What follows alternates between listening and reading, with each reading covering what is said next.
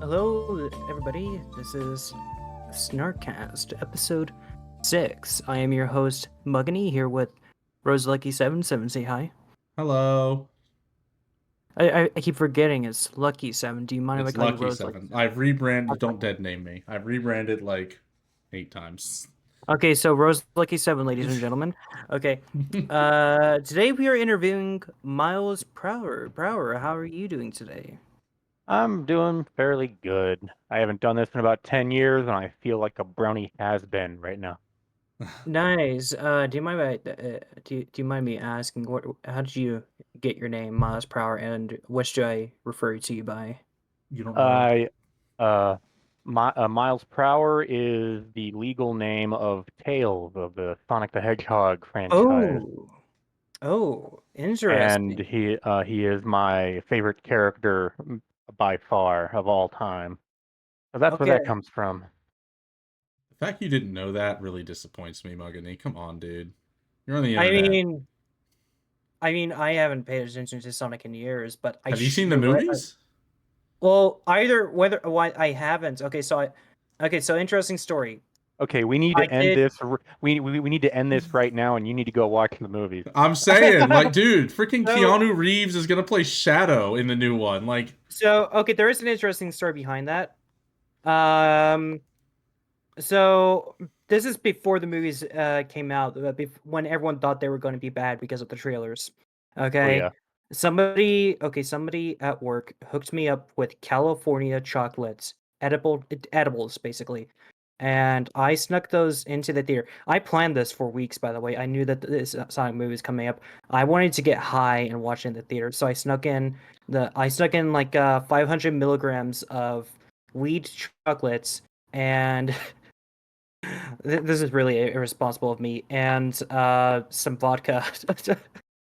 And I got really high and drunk, and by the time it got to the bar scene in the movie, I got so paranoid that when the lights came up, somebody would notice I was high. They would call me out, and I just spend the night in jail.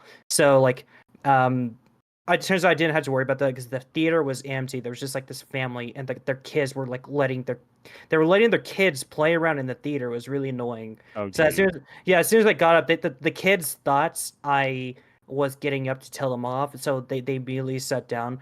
But and then I sat down, but I really sat down because when I stood up, I immediately realized I didn't have control of my legs. So I waited it out. So I waited out, and after a few minutes, I got up and I walked through the lobby, and thankfully nobody's in the lobby. But I didn't have a car at the time. Uh, my house was like a few blocks away, so I just had to walk there. But there were times where I could not control which direction my legs were going, so I could only walk sideways. And t- I am going home and passing out, and I woke up a little while later in like a fit of hysterical laughter that I couldn't control. And don't do drugs. Yeah, I didn't do anything. My experience wasn't anything like that because honestly, I'm a pretty straight arrow. But I did go into that movie with like pretty low expectations, and I was like, me and my friends went just to see like let's just see if it's gonna be like one of those like so bad it's good movie, and we all walked out. I was like, damn, that was really good. I mean, Yeah, arguably Be- the because first because one because because Paramount did all the right things. they Because did. after that first trailer, when the whole internet was ragging about how bad Sonic looked, they delayed the movie for 6 months and they reanimated the whole thing and made him a, a lot closer to how he is in the games. yeah. I Then they still fire. subscribe to that tinfoil hat conspiracy that was on purpose to generate like controversy so that they would look like the good guys for fixing it.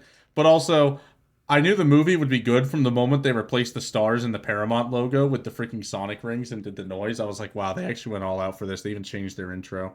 Yep. Yeah. Well, And they also. Ari, go ahead. Sorry. I was just gonna say they also ended up firing the animation team for that, Yeah. even though there had to be a producer looking over their shoulder all the time and going, "Yeah, So this looks they good." say. So they say. Yeah. It But was it was an interesting choice of song too for that first trailer. Like it when I was. when I think of Sonic, I do not think of Gangsta Paradise. No. Whether or not I saw the movies, I should have gotten the reference because I actually used to be a really big Sonic fan. This is when I was a child, but I remember sitting down at the computer every day back when it was normal to pirate episodes on YouTube, and I would just watch Sonic X, and I watched all of Sonic X that way. Sonic X is to this day the narrative pinnacle of the franchise, and I will fight anybody who says different. It definitely has it definitely has its moments, especially in the Metal X saga, is especially since they decided to just go all out edgy, something the Sonic franchise was kind of known for. Uh, Eh, okay, so I'll actually fight you on this. I do not like Chris, even Okay, as an we can adult. we can we can we can we can fight about that. Okay. I have you seen the dub or the sub or both? Okay, so I've seen the dub. I know yeah, I seen the English dub. I want to see the Japanese dub because it sounds really funny. Because I know in the final episode, Eggman says directly to Rouge the Bats, "You have big boobs," and it's just amazing they even aired that on TV. I just Okay, want to well, watch it. back in 2006, I got my first taste of the sub from like some independent comic shop, and they had the first season or the first 26 episodes subbed, so I bought that and I took it home. But the translation was so bad. At the end of the first episode, when Chris pulls him out of the pool, Sonic goes, according to the dialogue, he says, "I am Sonic Rat." And so anyway, if you want a proper sub of that show, Discotheque Media very recently put out a new set, and it's like the translations are automatically on. You don't have to go into the menu to Oh, do any of good. that in the setting. And to my knowledge, this is the first time that they translated the mid-episode character card. Interesting. The Um, yeah, Anyway, on Chris, I will I will concede that Wait, he what is didn't Chris, by the way? I Chris haven't seen Sonic X, sorry. Chris Thorndike is the human kid in Sonic X when Sonic and some of his friends fall through a dimensional portal or whatever you want to call it. Eggman activates Chaos Can Control and drags everybody to the human world in the first episode. And the first episode is this glorious chase sequence of Sonic basically trolling the high-speed pursuit unit of this city. And at the very end of it, he rockets off of the he rockets off of the under construction interstate and lands in the pool of this really well-off family. And this how old is he in the sub? 10. Like 10. This 10-year-old kid wakes up in the middle of the night hearing this splash in the pool, and as you know, Sonic veterans know, Sonic cannot swim, so he nearly drowns until Chris dives in the pool and pulls him out. Anyway, a lot of Sonic fans do not like Chris, and most I'd say most of the reasons are pretty fair. He is a little bit more bearable in the sub, and he doesn't really have any really good character development moments He's just there for the until kids. until the end of season 2, where he gets some really good development. And the opening scene of episode 51 was completely cut from the dub to where you see a flashback of Chris's early childhood, and for whatever reason, 4Kids decided to cut that and Yep. give us a 3-minute recap of him shutting the portal down and running off into the woods with Sonic. And I'm like, ugh. Like, I mean, I think the It's Sonic for X, kids. like Yeah. the Sonic X dub was only as good as it was because the source material was so good. Like 4Kids could only fuck it up so much. Yeah, the four kids fucked up a lot of it. I And actually found then this. Sorry, go ahead. and then also one of their biggest points of contention was they really thought that they really shoehorned Chris into the adventure storylines in season 2, and that I will also agree with. But then yeah, and then how to put this? Like when it comes to why he's there in the first place, you have to understand that for Western audiences, we're really used to over the top superheroes, but for Eastern audiences, they frequently have someone who is completely normal, down to earth, someone that the audience can relate to, and that is pretty much why Chris is there as like a Yeah. normal person among all these, supernatural Mobians. Yeah, I suppose like when I think of Chris, I think of it from my childhood perspective. When I was watching Sonic X, I wanted something that was just pure Sonic. Like it just took place in their world. There were no humans. The only human would be Dr. Eggman, and it would just be about the Sonic and the team going on adventures. And thankfully, they kind of fixed that. And what was I think I call it the Metalhead Sonic. I'm referring to Jack and Dexter, but you know which Sonic I'm talking about, the one toward the final arc of the show. Yeah, yeah. Um, I know. yeah. I remember trying to sell Sonic X to a friend of mine when I was trying to convince him to marathon it, and he's a huge Trekkie, so I was like, dude, season 3 of Sonic X is pretty much if they it's like a Sonic version of Star Trek, and get this, it works. Yeah. Yeah, I like how they had they had to find an excuse to include him again, and even though he was included, he didn't really have much to do in that final arc. Well, I mean, Uh, and then I mean, yeah, and that's another thing that I've seen. Like Chris really works when he's not shoved to the front. He was a yep, great supporting character in that final saga. he was. I actually did like his ending. It felt like a very appropriate ending. But one thing that really pissed me off about the four kids redub, um, I actually found this out a couple months. I saw this scene. I never saw it from my childhood. I did not remember it. It's of I don't even know the character's name, but you can confirm who this character is. They're in a jet and they straight up sacrifice themselves, and it like this and like Shadow and Rouge are in the scene, and it's actually this really heavy scene in the show made for kids, and I didn't know about it because four kids cut it, and If someone I died, they don't allow people to die. yeah Back in yeah the oh not day, it's Pretty not just much. for kids. They get all the bad rap. It's not just them. Every dubbing company in America and Canada back in the 90s and early 2000s would cut violence like that out. They would make it so that characters didn't refer to things as death. Like in Dragon Ball, they changed it to the next dimension. Um, they would remove all the gore they could, all the blood, because they saw those things as not for children. And if it was impossible to, they would just cut the scene. yeah I that's do why I do remember that yeah, I know exactly who you're talking about. I forget her name. It has been like I said, I'm just starting to rewatch Sonic X with this Disco Tech Media set that I got. But yeah, I think those are the only other humans in Sonic's realm. But and then just to go off on a tangent here about what uh dubbing companies cut.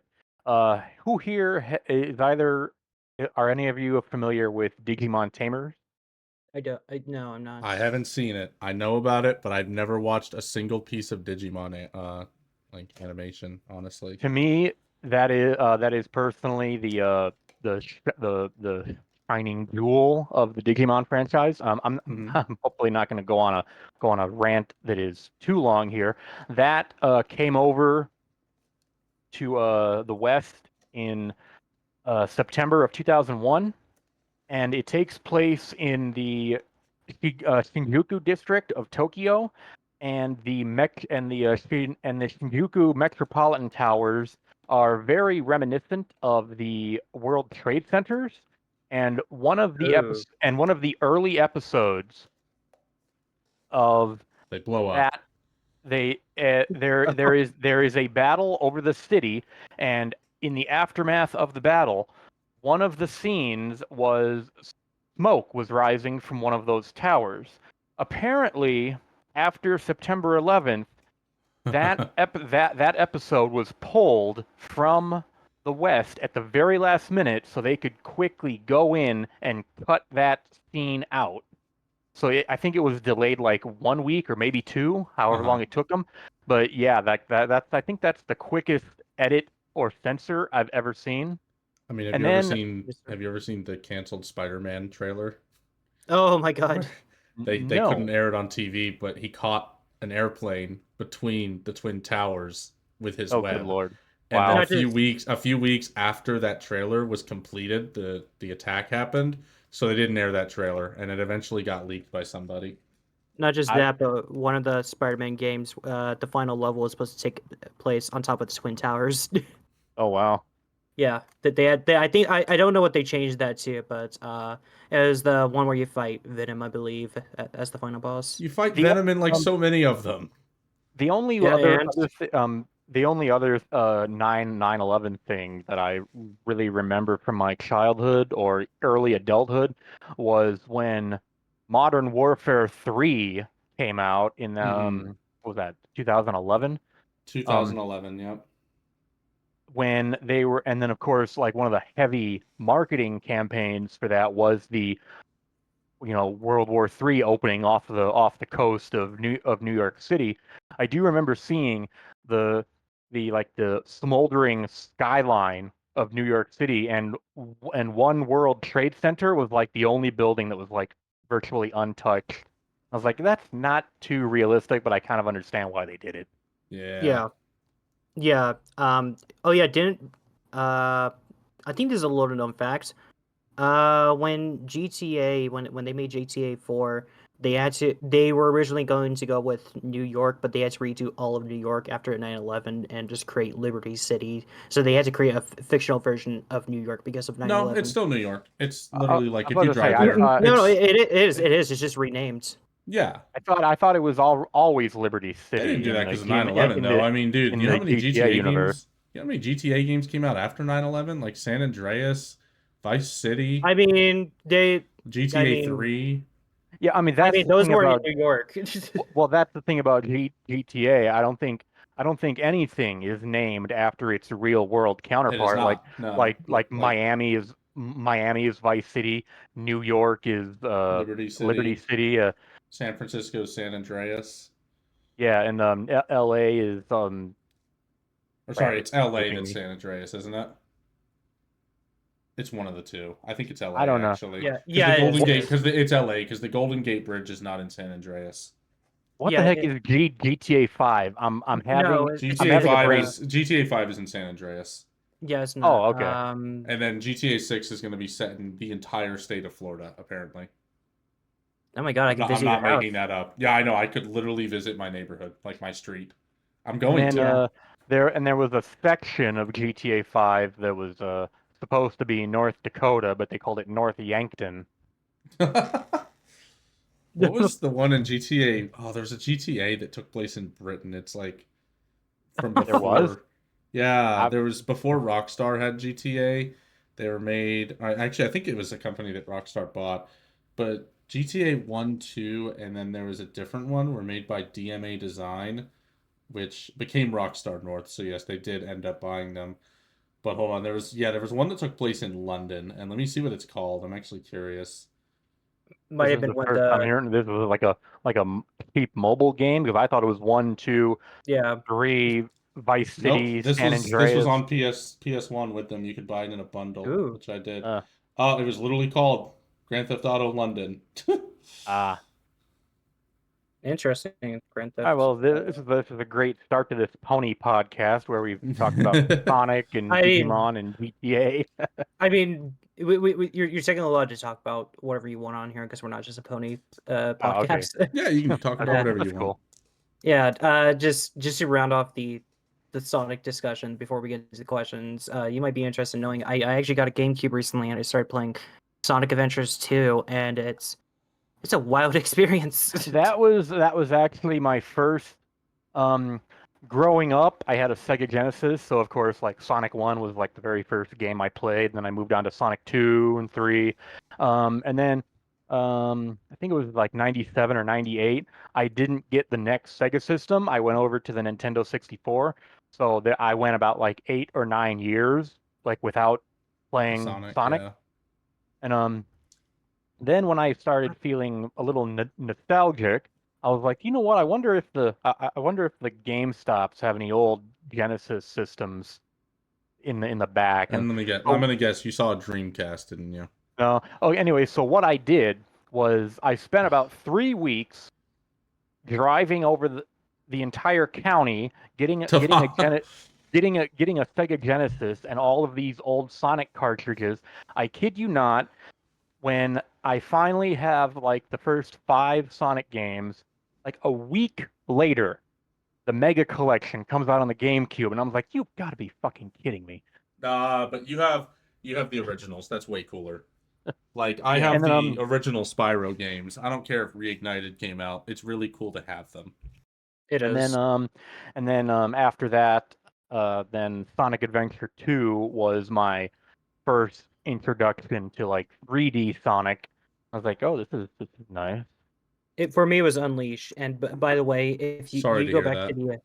the I Okay, mean, no, to be fair, one the daytime portion of Unleashed is yes, amazing, is absolutely amazing, yes. and uh, but Uh, and then I mean, when it comes to the Werehog levels, the only credit I will give the Werehog levels is this: if it wasn't for the night portion of Sonic Unleashed, I would never have heard that absolutely hysterical rank E music.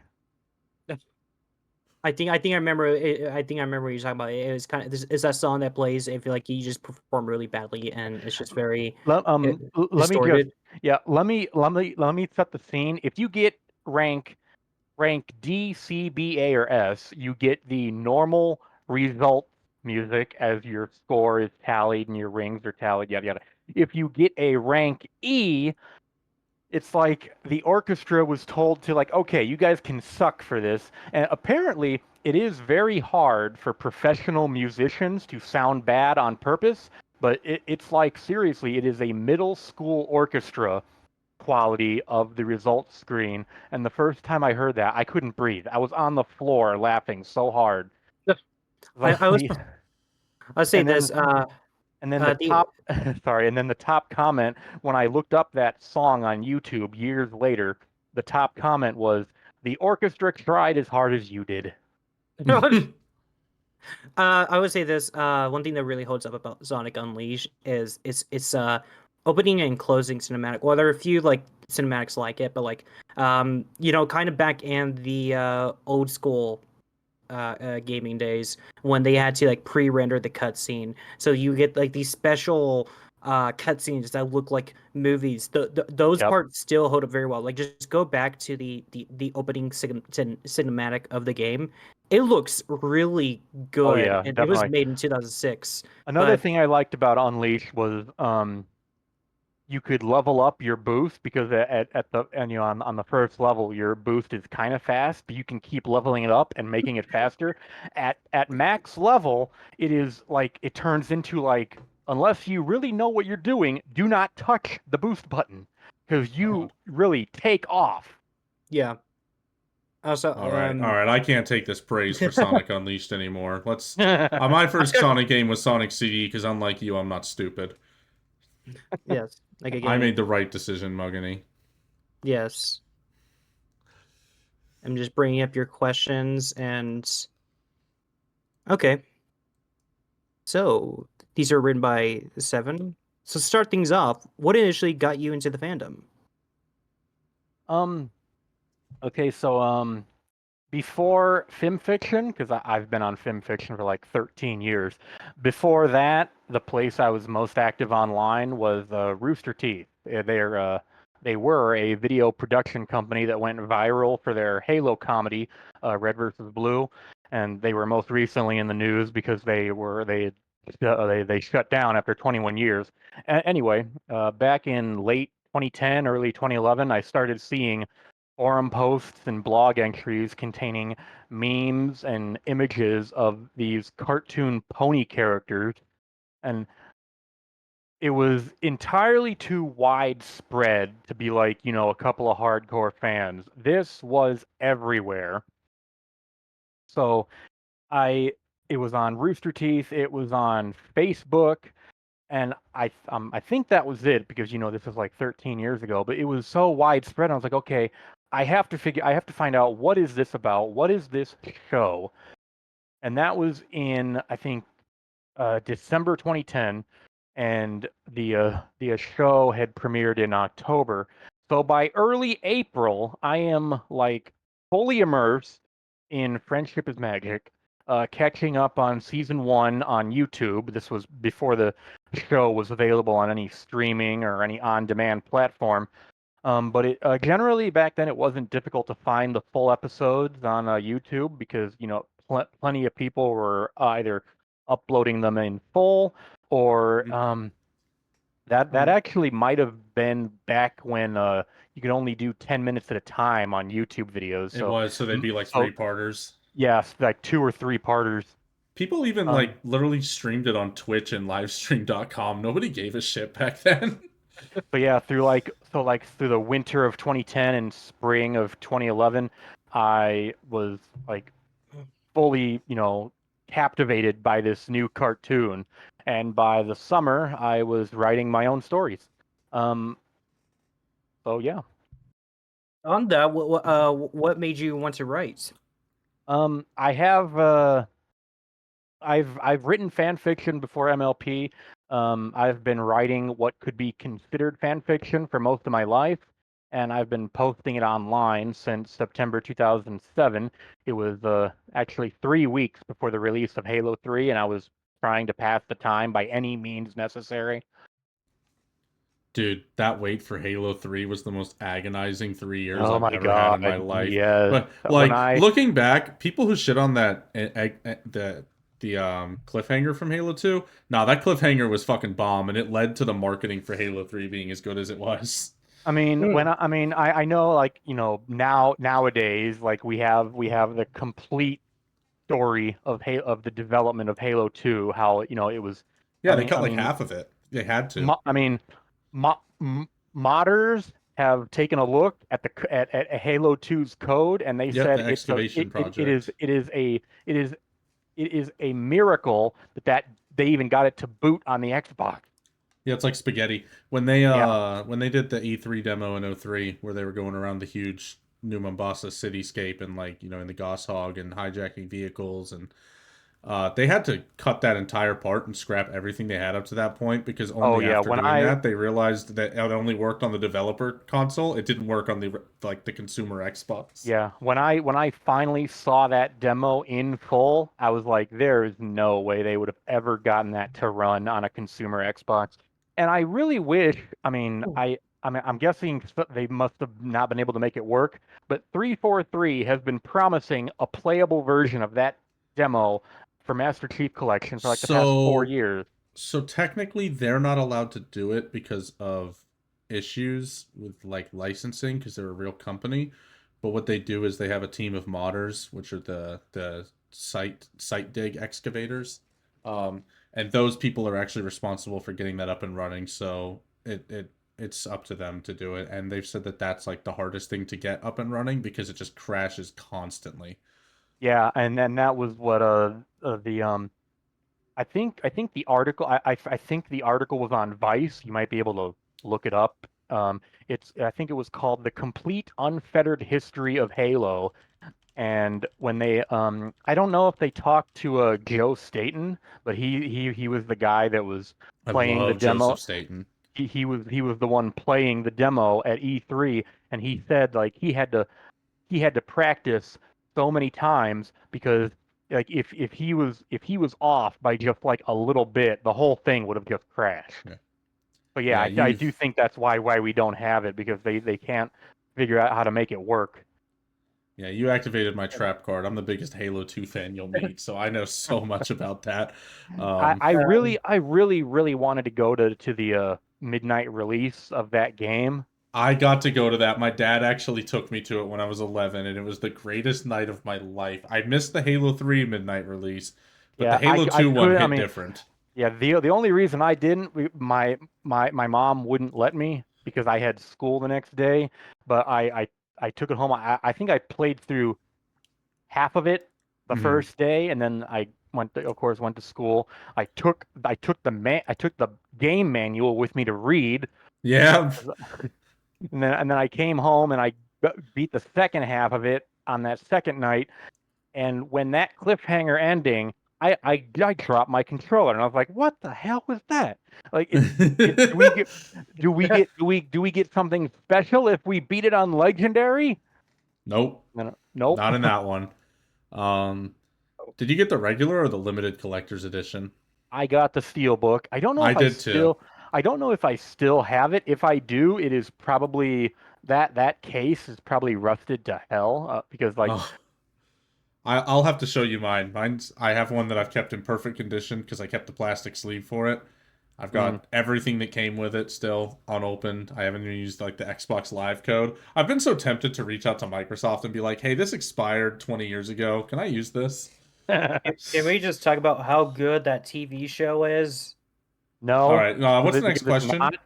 No. Okay.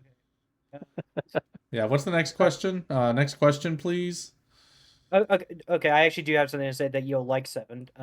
Just to plug the SnarkCast YouTube channel real quick. I'm gonna start streaming games here soon to help promote it, and one of the games I plan on streaming is Halo because I never played it, so good chance Do to it get on into it. heroic. You're a grown man. That's the grown man's I difficulty. do that's how I plan to play the games on the hardest Good. difficulty.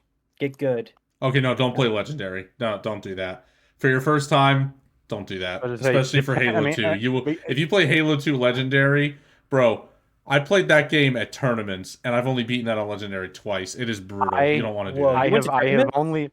I have only beaten Halo 2 on legendary once on the Master Chief Collection, and I really don't ever want to do it again because they did not have time to fine tune legendary on Halo No, 2. they didn't have a sandbox team. They literally had to like the sandbox team couldn't even get to it, which is That why is it's so jank. that is why the Jackal snipers on legendary are so, oh my And it's not even just that. god. Like, you have the elites that shoot faster than a weapon actually can, and they will Yep. constantly shoot where you were forever until you show yourself again. Yep. And, but, like, by far the worst thing in that, it's just that, God, you just get melted so fast. I don't even care about the jackal snipers. Literally anything will just obliterate you. Yeah. But, And then yeah, you see, don't do and then that, if you Mugany. and then if Oh, you do it on co-op, you can't just like, Yeah, it's like the Iron Skull's on all the time. If one yeah, person yeah. all dies, the you go time. Like back. You can't daisy chain.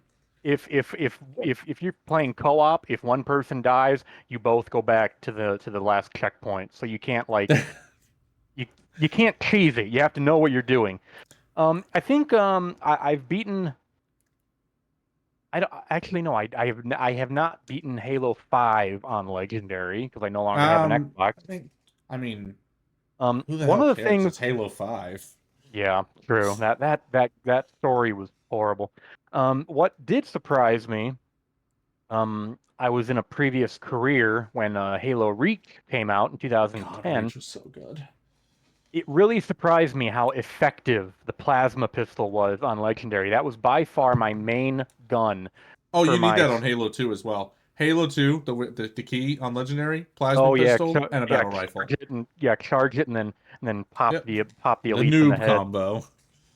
Yeah, it just surprised me like how effective the plasma pistol was against everything, and Yeah. you never went without one because like every grunt had one.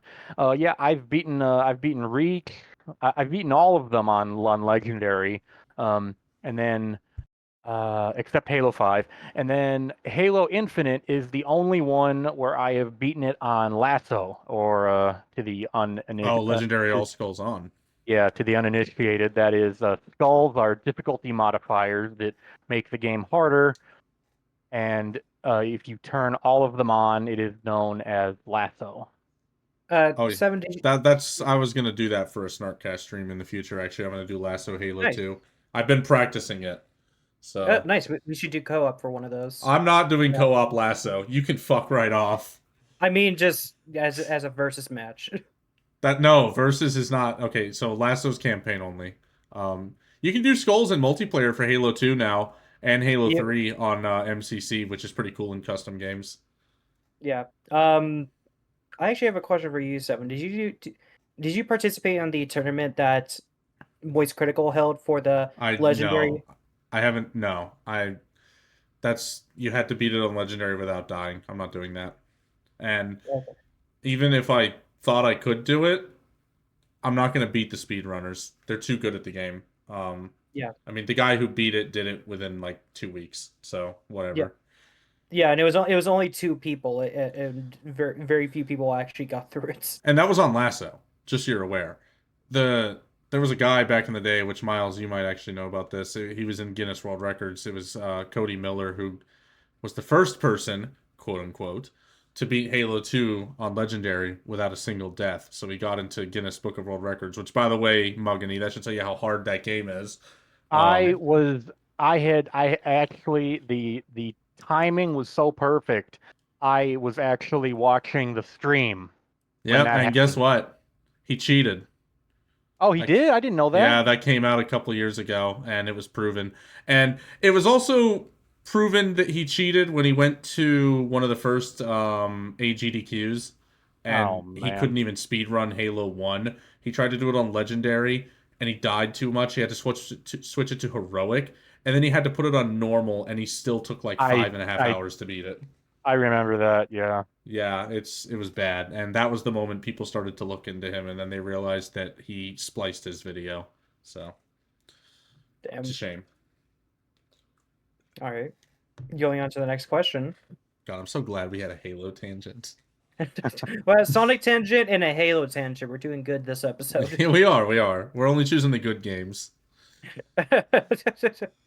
Okay, I'm just gonna bring this up. I don't want to go on another tangent with this, but while I was playing Sonic Adventures 2, I noticed, and I only put this out because it was really fucking funny to me. For some reason, they gave Rouge the Bat jiggle physics when you play as her. I Well, just thought that was obviously. I just thought that was really absurd for a game that is so old and so child friendly. But anyways, next question. Um, They know you the wrote what audience can, they're trying to get. oh, definitely. You wrote what can easily be considered the best Cupcakes continuation of all time, the Cupcakes Chronicles. Do you remember the thought process behind wanting to create the stories? Um well, not really because my most popular stuff is almost never planned out entirely. Um God, reader feed I'm glad re- I'm not alone there. reader feedback and excitement is probably the biggest fuel to my creative fires. Back then, Cupcakes was obviously the most infamous thing in the fandom. I don't quite remember why I wanted to do an alternate ending, and I know I wasn't the first to offer up my own take on it. So for the most part, I winged it, and then what became known as the Cupcake Chronicles was 7 separate stories, and it wasn't until I was wrapping up that seventh story when I asked a moderator if I could remove it and re-upload them as one whole story, because back then FimFiction didn't have the sequel functionality that it does now, and I wanted to make things as easy as I could on my readers. Okay. And I wrote that quote. Well, I wrote all these questions. Like, I genuinely do think that's like one of the best spin-off continuations ever for a story not written by the original author, because I don't know, just the way that you explored the mental like the mental state of Rainbow Dash, her emotions, the constant struggle that she has to try and remember Pinkie Pie as her friend and someone that loved them rather than the monster she became. Like, God, you did such a good job on that. I just like I honestly can't praise it enough. I think it's one of the best jobs I've ever seen with a story that has to tackle something like that, because it's a thing that unfortunately happens in real life where people are, it might come out that someone is a murderer. Yeah. And it's really hard to just immediately say, "Oh, that person's a monster," and do a 180. I do remember right after I finished it because the final story or the final part of Cupcake Chronicles, one of the subplots is Rainbow getting back in touch with the family that it's revealed that she is estranged from, Hmm. and when I posted that, I got a message from it was someone in the military who had gone quite some time without contacting their family, and he told me that my story motivated him to get back in touch with his family, and to me, that's like the best praise that I could ever receive. If my fan work leads you to do something positive in the real world, that is like you can't beat that. You can't. I 100% agree. Like, you know, that sort of influence is it's hard to come by, and it's what fuels you as a writer. That kind of excitement and love for your craft that people have, and Okay, that's really so cool to hear. And I hope that dude ended up reaching out to his family. okay, so I haven't read the Cupcakes Chronicles. Tell me a little about them. It's like, what do the stories entail? Well, are you familiar with Cupcake? I'm very familiar with that. Based on what you've been explaining about the story, it's to me it sounds a lot like Secret Life of Rarity, where Rarity is a serial killer, and it kind of it's just not like a bunch of edgy shit about her killing people, even though in the original draft it kind of was, but a lot of it develops her through that aspect. Oh well, in So I this assume it's Pinky's like dead. that. Pinky is dead in this. Like, Yeah. Oh, Um. So um.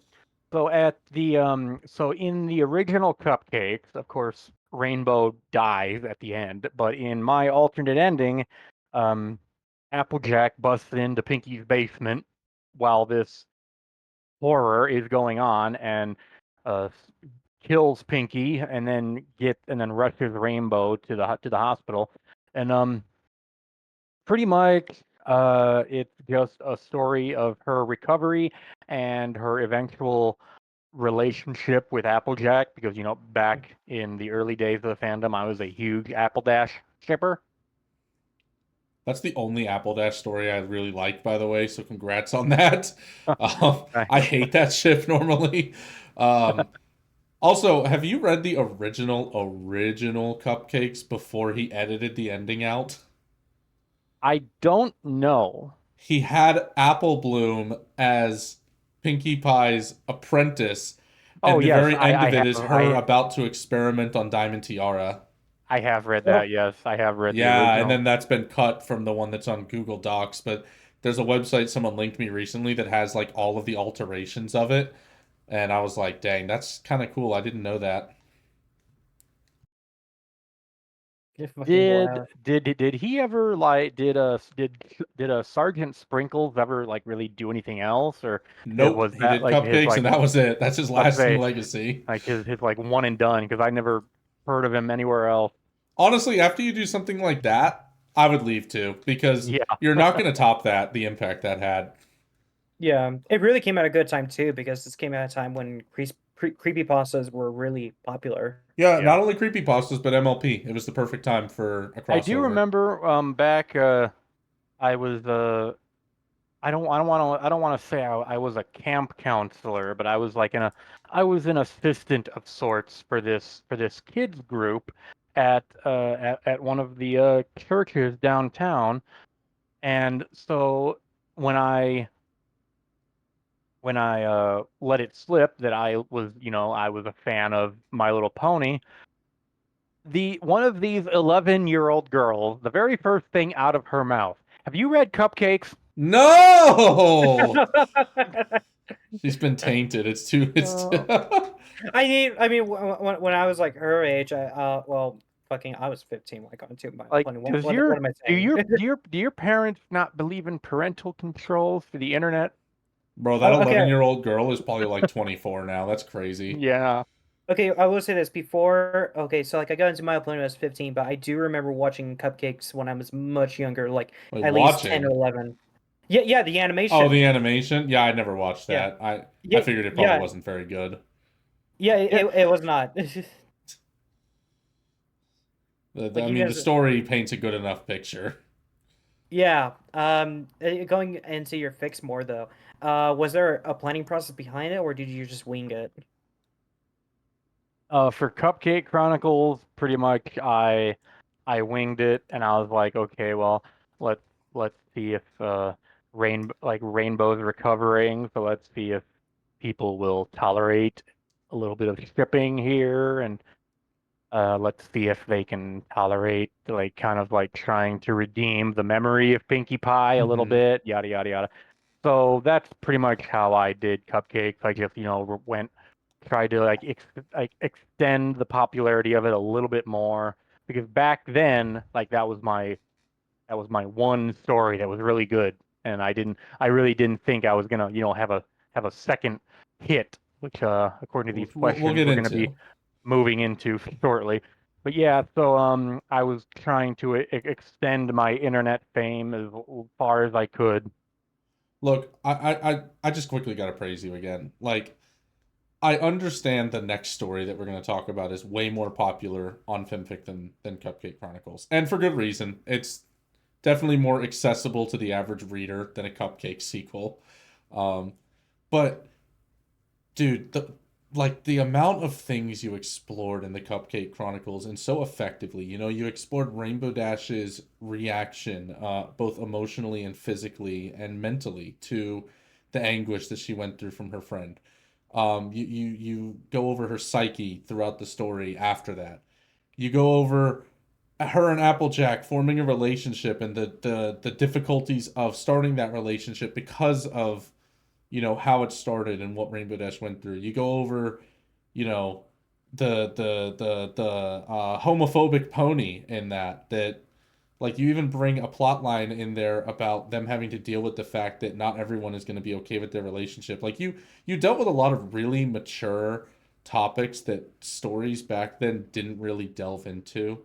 And I just thought it was super impressive that you managed to juggle all of those at once and wrote a really coherent story that has a nice little ribbon on it at the end. Like it actually just ends so perfectly. Like it's so good, dude.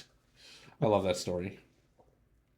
I'm glad. I'm always happy to hear people enjoy my work that I do for in my spare time for free that I never think is going to be popular. Like, because whenever I sit down and I post something, I never really imagine it's going to explode. Like everybody's going to read it. Yeah, like I wrote a story. I went to work and didn't check FemFic for like 3 days and came back to like 300 followers. I cannot imagine uh, the amount of notifications you had for the next story we're going to go into. Which Mugany, I believe that's the next question, right? Yep, it is. Go ahead. All right. Practically everyone who has been on fanfic for a considerable amount of time knows about letters from a disgruntled friendship student. It almost feels like a riff on the idea of not just the show itself, but Fix It It Fix as well, which were very popular as the show was airing. Was that intentional? Um, it's uh it's hard to say what I meant to do with letters as time went on. At that point in my life, my chosen career path was rapidly coming to a dead end, and I was sitting in my apartment wondering what the next step in my life was going to be. And MLP was without a doubt my biggest comfort, but I still had a lot of uncertainty and frustration inside with nowhere to put it.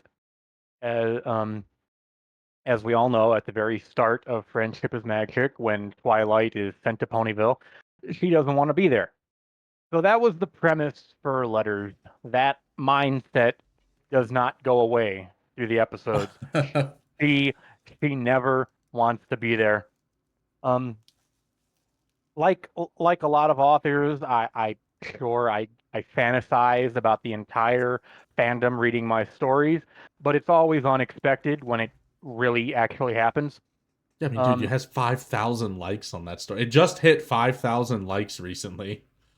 Jesus. at first, before it became the wildly popular thing it is, I figured I would consider Letters a success if I was able to do the first season, because at the time season 2 had just ended and season 3 had been confirmed. And then the popularity exploded, and I very quickly decided to see how far I could take it, because I would get home from work, I would log into FimFiction, and I would see, like, 50 alerts, 60 alerts every single Yep. day. So I spent most of 2013 playing catch up with the show, and then because of that stupid long hiatus we had between seasons 3 and 4, and I think that was almost a year. Um, by season 4, I was all caught up, and I was actually writing updates to Letters as the episodes were airing. And one of the comments will always stick with me was, when my wife and I sit down after an episode, we we used to talk about the episode, and now what we say is, I wonder what the Letters chapter is going to be about here. Aw, that's adorable, So, actually. the other thing that surprised me about Letters was how receptive everyone was to my bonus chapters that had Hmm. very little to do with the show, where I parodied personal events or real world events that were in the news at the time. So I'm still very, very slowly working on it. I can't promise that it will ever see the end of that tunnel, but it is without a doubt far and away the most popular piece of content that I've ever posted online, and I don't think I will ever surpass it anytime soon. As No, like especially not I on this site. Like, I think I used to keep a tally somewhere. Actually, no, I'm sitting at my computer. I can look it up right now. How many hits does Letters have as of right now? Uh, 2.5 million hits. God. It's also the 24th most liked story on the website. So Probably it's because of just, how long I've been working on it. yeah, well, even aside from that, I mean, it's funny as hell. So, that's why it's there. Um, it's just so And funny though, because and like if you were to look at my and stream, now that like, I'm sorry, yeah, I go would ahead. feel really guilty about talking about Letters and not bringing up the person who has helped me throughout more than half of the story at this point. He's his username is Mick Smash Basher, and Mhm. he has been a contributing writer for seasons 5 through 9 of my Letters. Awesome. Now, how close are you to done with this? Because I was looking, and what I was about to say is this went on so long. I have 115 chapters read, and that ended in 2014. I still haven't caught up on this because, once I started Um, writing more, I'm a lot like you. I don't read as often anymore. So, According to let's see, when uh there right now I have a grand total of 276 chapters written hmm. for Letters. The latest one I did in back in March, and that was a Trivial Pursuit. So I am in season 9, and So we're almost there. I hope to one day finish. But when Gen 5 came out, it very quickly got shoved to the side. And to be fair, I have occasionally flirted with the idea of attempting a Gen 5 version of Letters, but I have no idea if that will ever go anywhere. Well, you know, God, I could go on a rant about what I don't like about Gen 5. Like, it has so much potential. But anyways, It I'm not does. going to do that. I mean, yeah, God, oh, I just mean, fucking 5 minutes every 2 weeks. That's so criminal, dude. I mean, and yeah, I really didn't know how much we were going to talk about Gen 5, because I know a when little bit about it. I mean, I love the movie. It was so good.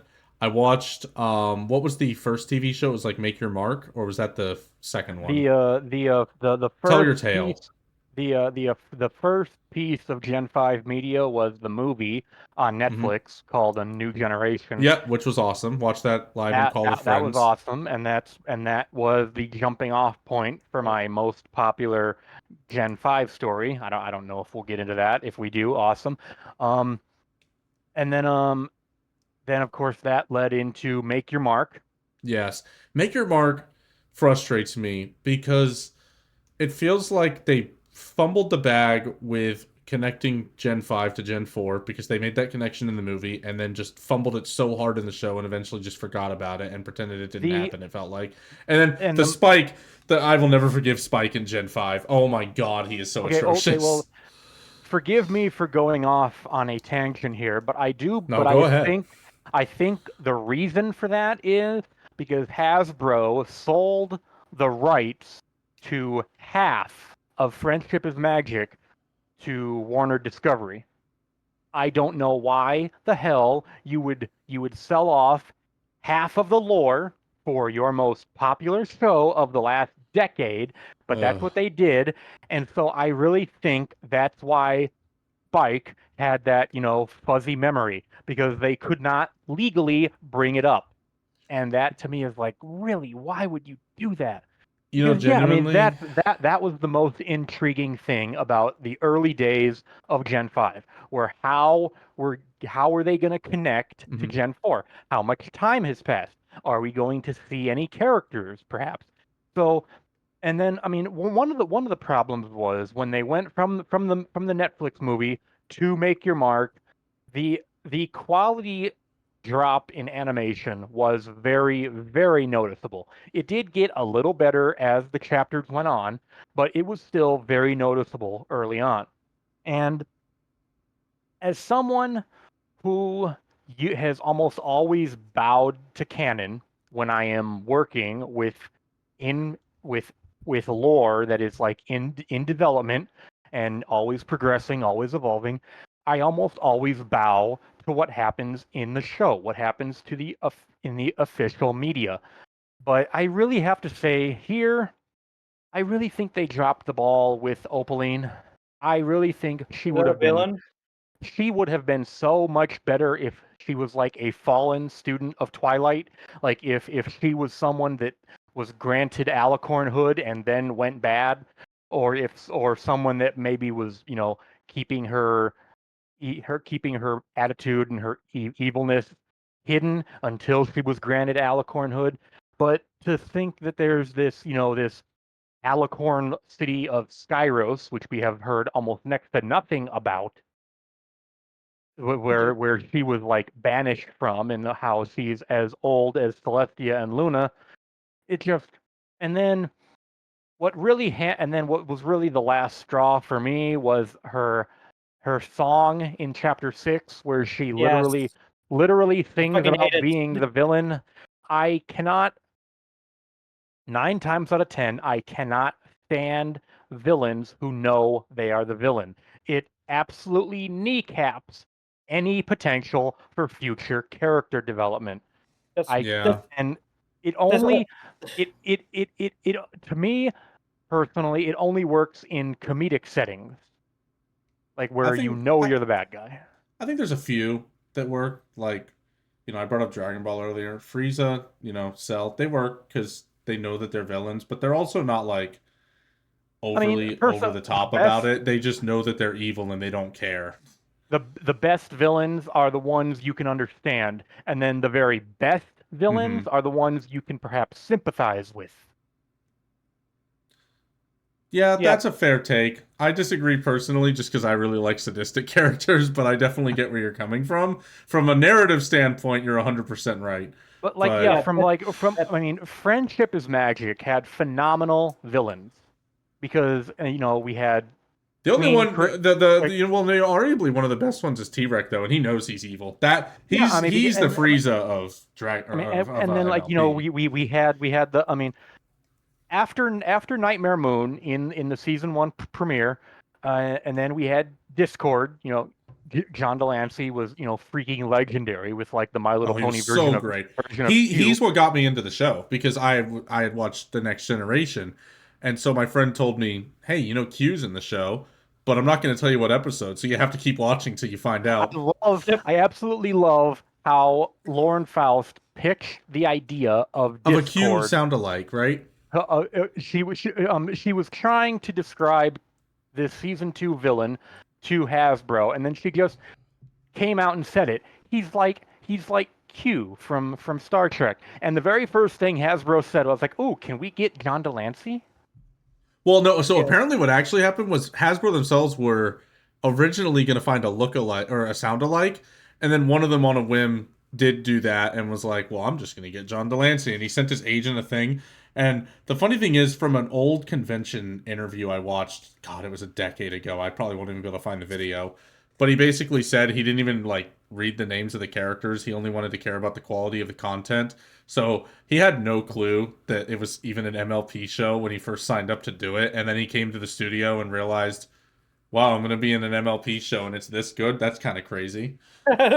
Yeah, I'm glad you brought up Opaline, especially that fucking song. It's like I haven't seen the show. I just saw the one clip where she's singing the song, and I could not get through the entire song just because it was so obnoxious. Like the fact that they wrote this villainous character whose pure whose pure aspiration is they just want to be the villain. They think it's cool. It's just so lame. It's That just is so like edgy. it's trying I mean, to it's not even eggy because eggy can be good. This was That's well not true. good. it's the fact that they the show wears it like a badge of honor, like this is what people like. No, people actually like good characters, and believe it or not, kids do like complex characters. There's a reason why Samurai Jack is so good. There's a reason why so many kids like it. There's a reason why so many Avatar. adults like it. Avatar. Avatar, Zuko's the most yeah, popular character in the show. kids are And way Zuko's more. complex. Yeah, kids are way more complex and smart than we give them. Or hell, think of And it. then, I keep bringing it back to it, but in Dragon Ball, Goku's not the most popular character among Dragon Ball fans. It's Vegeta because he has a complex character arc, and yes, kids growing up love that shit. yes, I'm just sitting here smiling and nodding because I've never seen Dragon Ball. That's fine. yes. I just like to go to it.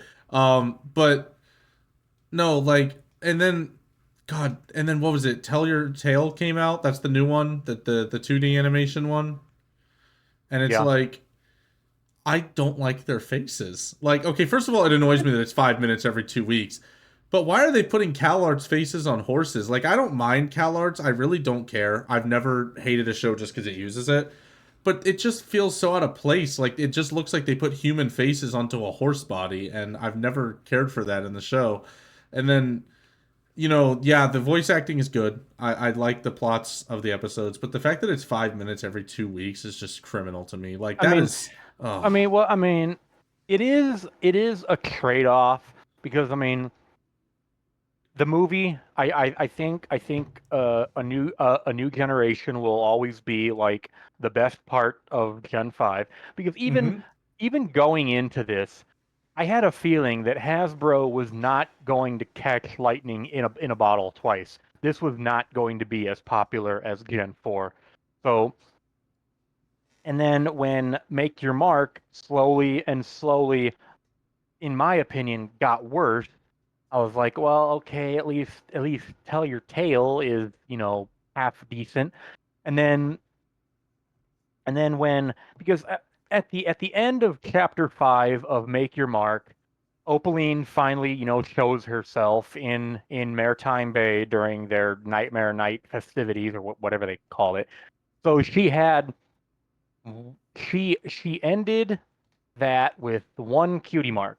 And then chapter 6 starts and she has hundreds. The pace of chapter 6 was so breakneck. It was like maddening how fast chapter 6 moved. Mm-hmm. They didn't let anything develop naturally. And another thing that I think Friendship is Magic did very well was their world building. First off, it was just Canterlot and Ponyville, and then they slowly expanded out to this gigantic map of Equestria that we eventually had, with like all these nations coming to the School of Friendship. The thing is, if if the Gen 5 cast goes anywhere, they're either already there at the start of the episode, or they take their flying RV into a magical portal. There is absolutely no sense of scale in G5, and that is really I think a really big detriment to the show. And then and then once they finally beat Opaline and she's, trapped in this tree, Fern Gully style, if there's anybody over 30 that knows that reference. And then we get absolutely no downtime before this new purple villain is introduced. And I just remember watching the very last episode of chapter 6 wondering, why is there any reason for us to really care about this villain? Because it was just like I said, it moved way too fast. And then I was sitting there thinking, okay, so for Make Your Mark, we go months between content content drops. But then for Tell Your Tale, yeah, it's 5 minutes long, but it's far more consistent. I think the longest we've ever gone since the beginning of Tell Your Tale, I think the longest we've ever gone without new content was like a month.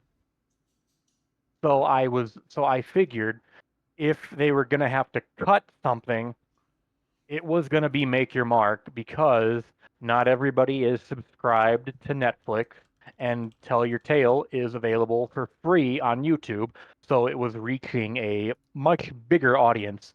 And Yeah. to be fair, it took me a little bit to get used to the new voice cast, because the people they brought in for the movie, I just knew that there was no way they were going to be able to afford them on a regular basis. But after I got used to the new voices, I mean, it was decent. Mhm. Apparently, as season 2 goes on, we are going to get some longer episodes of Tell Your Tale, and so I'm kind of hoping it does improve a little bit. But to be fair, I I have not been inspired to make any new the show has not inspired me to make any new stories since Make Your Mark Chapter 4. So the quality has definitely dipped because it hasn't, lit any creative fires for me, because Mhm. I'm still working on ideas that I got back early on. So yeah, I mean I mean, I guess time will tell, but I don't know how optimistic I should be. This is what I've been saying this for a very long time. Okay, Hasbro would be making the big bucks if they weren't afraid to make an adult-oriented show, and they don't have to make it edgy. They don't have to Mhm. make it super edgy like other adult-oriented cartoons. They just had to make a good show and just make it for adults. Explore adult themes like Aggressuko, Aggresco. I meant to say sorry. Or That's like or that. Yeah, heck, like a Bluey is yeah, Bluey. perfectly. I love Yeah, Bluey. just explore like the mature topics in a mature manner, and that would sell. I've been saying that for a long time. Hasbro won't fucking do it. Like you were talking about the Warner Bros. Deal. I did not look into it, but I'm willing to bet is because a lot of companies are not doing good right now, and I'm willing to bet that is the reason why toys aren't selling as well as they used to because of the internet. So they I had to mean, do a I mean, partnership. I and mean, I mean, to be fair, the very first reason that I bought the little pony brushables was back in 2011. That was the only way to support the show, because like I said, back then it wasn't available on streaming, it wasn't available on demand, there was no DVDs out of it yet. So that yeah. was the only way that adult fans could support it. Yep. I'm Yeah, gonna just make you make laugh. They stopped making the DVDs after like season 7, so you can't even get the entire show on Oh, DVD. oh yeah, yeah. I still have seasons 1 through 4, and there's no more. to Like, this to this day, I am just absolutely dumbfounded that we never got a complete series box set of Friendship is Magic. I'm dumbfounded. Yep. Okay. Well, what can you do? Okay, I we are. I'm sorry. Yeah. Sorry. Did you have anything else to say? No. Okay. I was gonna say, yeah, you could do something, you could pirate it, but I don't know if you want me to say that on the podcast. Did you really think Hasbro will notice? There are people streaming it on Twitch still. Like full Oh. watch parties. Oh. Okay. Well, we're about an hour in, so I'll go in and do the ad read. We have a Patreon 7. Hi! Do you like money? I love money. Do you want to earn money? I'd rather get it for free, but I guess I can earn it. Well, good news. We do a podcast. We can put in as minimal effort as humanly possible. So, if you have money that you're willing to just give away, then donate to our Patreon. But for realsies, we do put a lot of work into the show, and by donating, you are showing your support and you're giving us more motivation to continue. We have made a little bit, and I plan on using my portion of the funds to invest in better equipment. And right now, I have my eyes set on an extended storage device so that I don't have to delete content from my computer every time I need to edit another episode. So that'll be very useful. We also do direct links to PayPal, which I need to set up. And we have a sponsor. We have a sponsor, guys. MC Plot Filler. Thank you, MC Plot Filler, our very first sponsor. Thank you. And just to list off our Patreon supporters: Geodesic Dragon, Alex underscore. I have not heard him in forever. He's awesome. Oh, I think he's watching right now. And let me look up who the third one is. I forgot who the third one is for some reason. Yeah, he's a sweetheart. I've known Geo since 2012, so super good friend. He's cool. Clicking. Okay, audience. How do I pull up audience? Oh yeah, and MT Popular, who also supports our Patreon. So thank you to all those three. Please support us. And that was the ad read. Are we doing the 13 questions thing today? Yes, we are gonna do that. Okay. Do you want to start them now? Because I need to go to the bathroom. Or do you just want me to hand off the questions you wrote up? I can ask a couple questions. So we can do that real quick. Okay. All right, I'll be right back. Okay. So I'm gonna go ahead and move on to the next question then for now, while we wait for Mugany to come back. So also I did want to, I lumped a lot of praise on you earlier for Cupcake Chronicles. I did put an addendum to letters that I do genuinely believe is true, that there's that book that I own called 1001 Albums You Must Listen to Before You Die. And I genuinely think if there was a fanfic category for that, and I don't mean just MLP, I just mean any fanfic, I would put yours in it if it was like, 250 fanfics to read before you die, because it's the perfect riff of the show. And I've always really enjoyed that about it. It's funny to see a sarcastic Twilight that doesn't want to be there. So you definitely did a good job there. Back when I was first starting it, I don't even know if like riff fics were a thing. They I don't know weren't. if Yours was the first big one, and it influenced a lot of people. all right, cool. um, so we already went over how your creative process is when you map out a story. Like you're like me, most Yeah, of the time you just kind of wing it and you go based off of audience and response. well, and then when I don't, it almost always starts with an outline on my phone. Every single time I plan a story out, I start off with a document called Scenes and Ideas. Yep. Because I like to get ideas written out when they're fresh in my mind, And sadly, most of the time, that's when I'm at work and not at my PC. So God, what I that do is the is worst thing. Yeah. like during a slow period, I get my phone out, I go to my outlining app, and I just write the idea or scene out to expand on later. And then frequently, yeah, a reader enthusiasm has helped stories last long beyond where I plan to end them.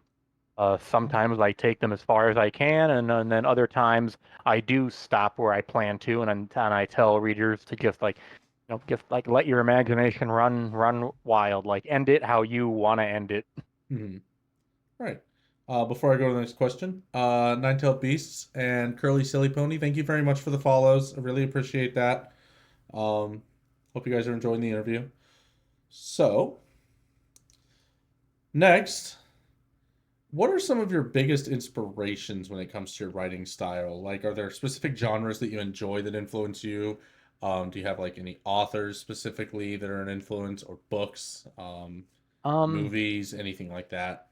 except for letters, I always prefer to write in what I would call a very cinematic style. By Hmm. that, I mean I want to make it as easy as possible for readers to picture what's happening. I don't want them to have to read a paragraph over and over to make sense of what's happening. Gotcha, gotcha. Then that definitely makes sense. So you'd say like you want people to be able to visualize everything that's going on in the story as they read it, rather than Exactly. everything being, told to them, and that's a tough thing to do. It's hard to show, not tell, and a Yep. lot of stories just tell, and it's not as engaging. Exactly. Yeah. Okay. So the next one was, and this will be a fun one for you, I'm sure. If you could go back in time and either rework or entirely rewrite an old story of yours, which would it be? Um, Honestly, I've always preferred to leave my stories as they are.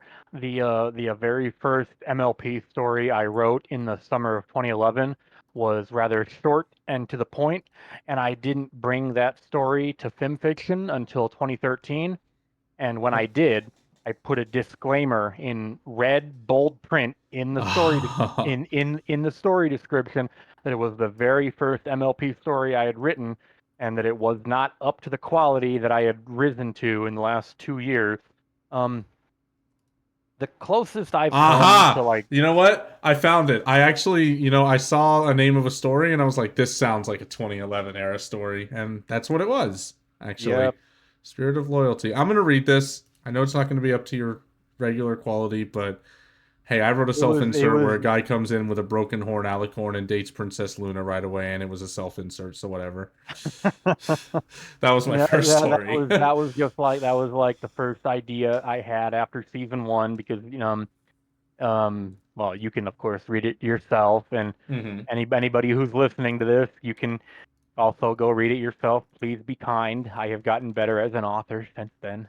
I've linked it in chat in case anyone wants to. And Um, you so any, have so yeah, 72 stories. the closest I've come to like wanting to redo a story would be the first Digimon Tamers story I wrote in 2007 Hmm. because here's the thing.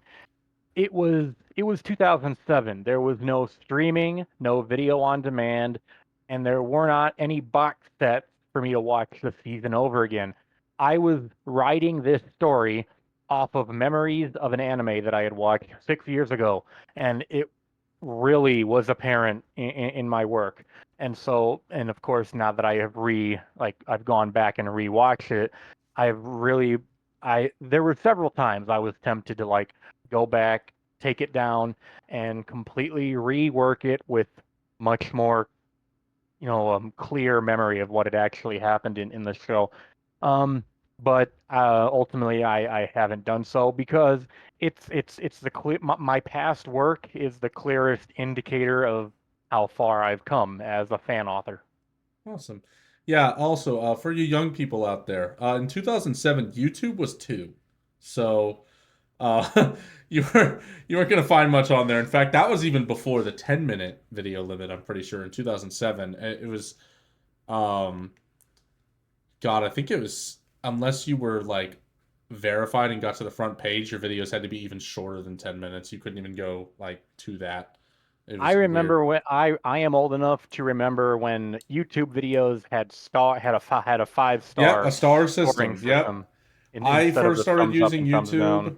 Yeah, I first started using them because one of my friends told me about a guy named James Rolfe, who's the angry video game nerd.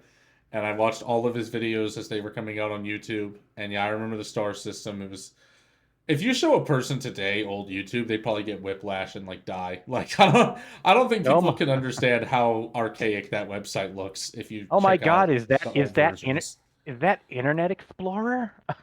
Yeah, like here, let me pull it up on stream for anyone who's never seen like YouTube in 2006. Here we go, Web Design Museum. Like it's just, it's so crazy because like back then you had the featured videos which were right on the front even if you were signed in and had subscriptions, and it's just so cool. I don't know, like it felt like it was easier to discover unknown people back in the I early days on just YouTube. I just called up my channel. The very first video I put on YouTube was a spike strip glitch in Need for Speed Most Wanted. Uh-oh. Yeah, I put it on there November 11th, 2008, and for some reason it has 33,000 views. Wow. Well, it's a glitch in the game. I mean, so okay, you're an old hat Halo guy like me. Did you ever watch Halo 2 tricks on YouTube?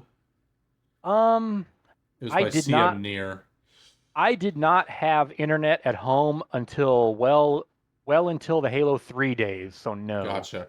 Okay, well, I would highly recommend at some point looking up the Halo 2 Trick series and just watching through them. It's really cool to just see these old vintage videos from 2005, 6, 7, where these Probably people are building up to Halo 3's release and going through all the glitches and tricks you can do in Halo 2. probably a lot of super bouncing, I imagine. There's quite a few Super Bounce episodes. They have launching episodes. They have ones that are about glitching out of maps. They have ones for campaign. They ended up doing some Halo 3 tricks as well, but they did 150 episodes of Halo 2 tricks. And I distinctly remember watching those, and it was like I was watching a second family. And it's just like crazy to know that I found out recently those people are all still friends today. And I mean, you might have experienced this. I mean, you played Halo 3 online, I'm guessing. So, you know, it was so cool Yeah, when MCC came out and you could actually, for me, I was the Halo 2 guy. So, MCC came out and I reached out to some of my old friends from, a decade before. I was like, hey, you hopping on Halo 2 tonight? Which felt so weird to say because the servers had been off for 4 years. yeah, it was I think I got internet at home in September 2008. Hmm. So yeah, if you're, keeping track of the timeline, that does mean that all these all these Digimon stories I was writing back then, I was putting onto a floppy disk and I was taking them Oh, I was taking them to the library to and upload. uploading. That's funny. What are you putting on fanfiction.net? Yep. And you know what's crazy? I bet fanfiction.net looked the exact same back then as it does right now. Yep. And I am slowly starting to update my non-pony stories on there because there was I think about a 6 month period there where I don't know what broke, but their site did not work for like 8 months. So I was like, okay, screw it. I'm going over to Archive of Our Own. Yeah, which is like the big one now. And it's really a shame. 90 needs to get off his butt and do genfic. And I really was I've wondering if heard that rumors. idea. I've I heard I was rumors from a mod that I'm friends with that he is working on it. He's just slow. I don't care if it comes out in 2030. By then, it'll still be better than any other fanfic website. Give oh, I me was the about to say format FimFic has, but for just general fanfics, please. it would be amazing if like the entire fan fiction community could have what fan fiction has. I know, like we're blessed. We have the best fan fiction site on the internet. Like I feel for people who still use Wattpad. I don't look. I mean, I don't know why they're living in like the year 12 BC still, but hey. Yeah, I mean, I've never used Wattpad. Before FimFiction, I was on fanfiction.net, and Yep. then for some reason, somebody suggested that I go on to DeviantArt. Oh yeah, And people used to so put stories on there.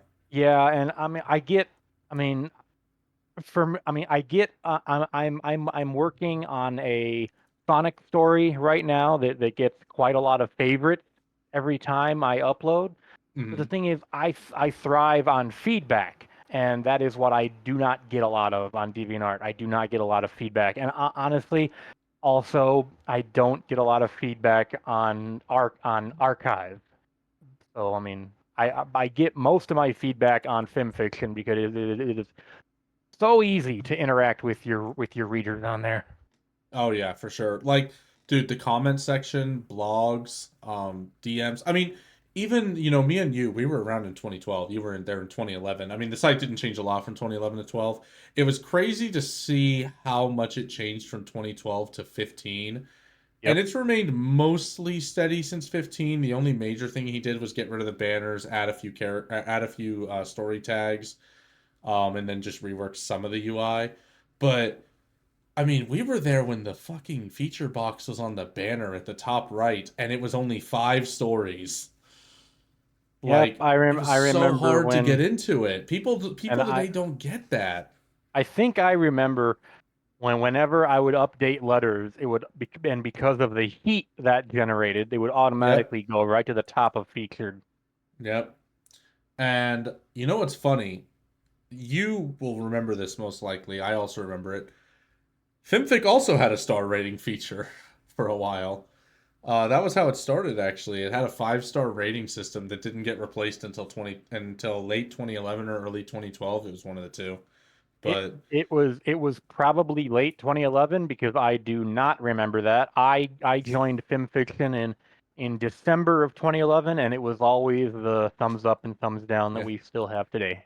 Now I'm gonna show you something. I'm gonna blow your mind. So I want you to tune into the stream real quick. I don't know if you have it loaded, but so Sophisto obviously has an account on here Uh, and has the oldest still published story on the website, which Sophisto is the EQD founder, if you didn't know. I do Um, not have am I really don't want to trash EQD, I get but it. I get it. I yeah.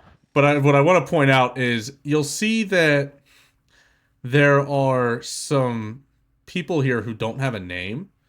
As you scroll down, like it's just a blank name, which is impossible, of course, and it's smaller.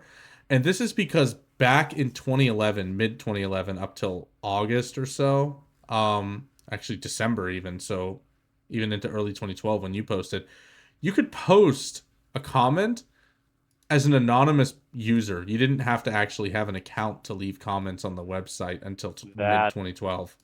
I to say that could I didn't get a lot of that. I didn't get a lot of because God, that could be abused so easily. Yeah, then it's a good thing that he got rid of it because it probably was abused.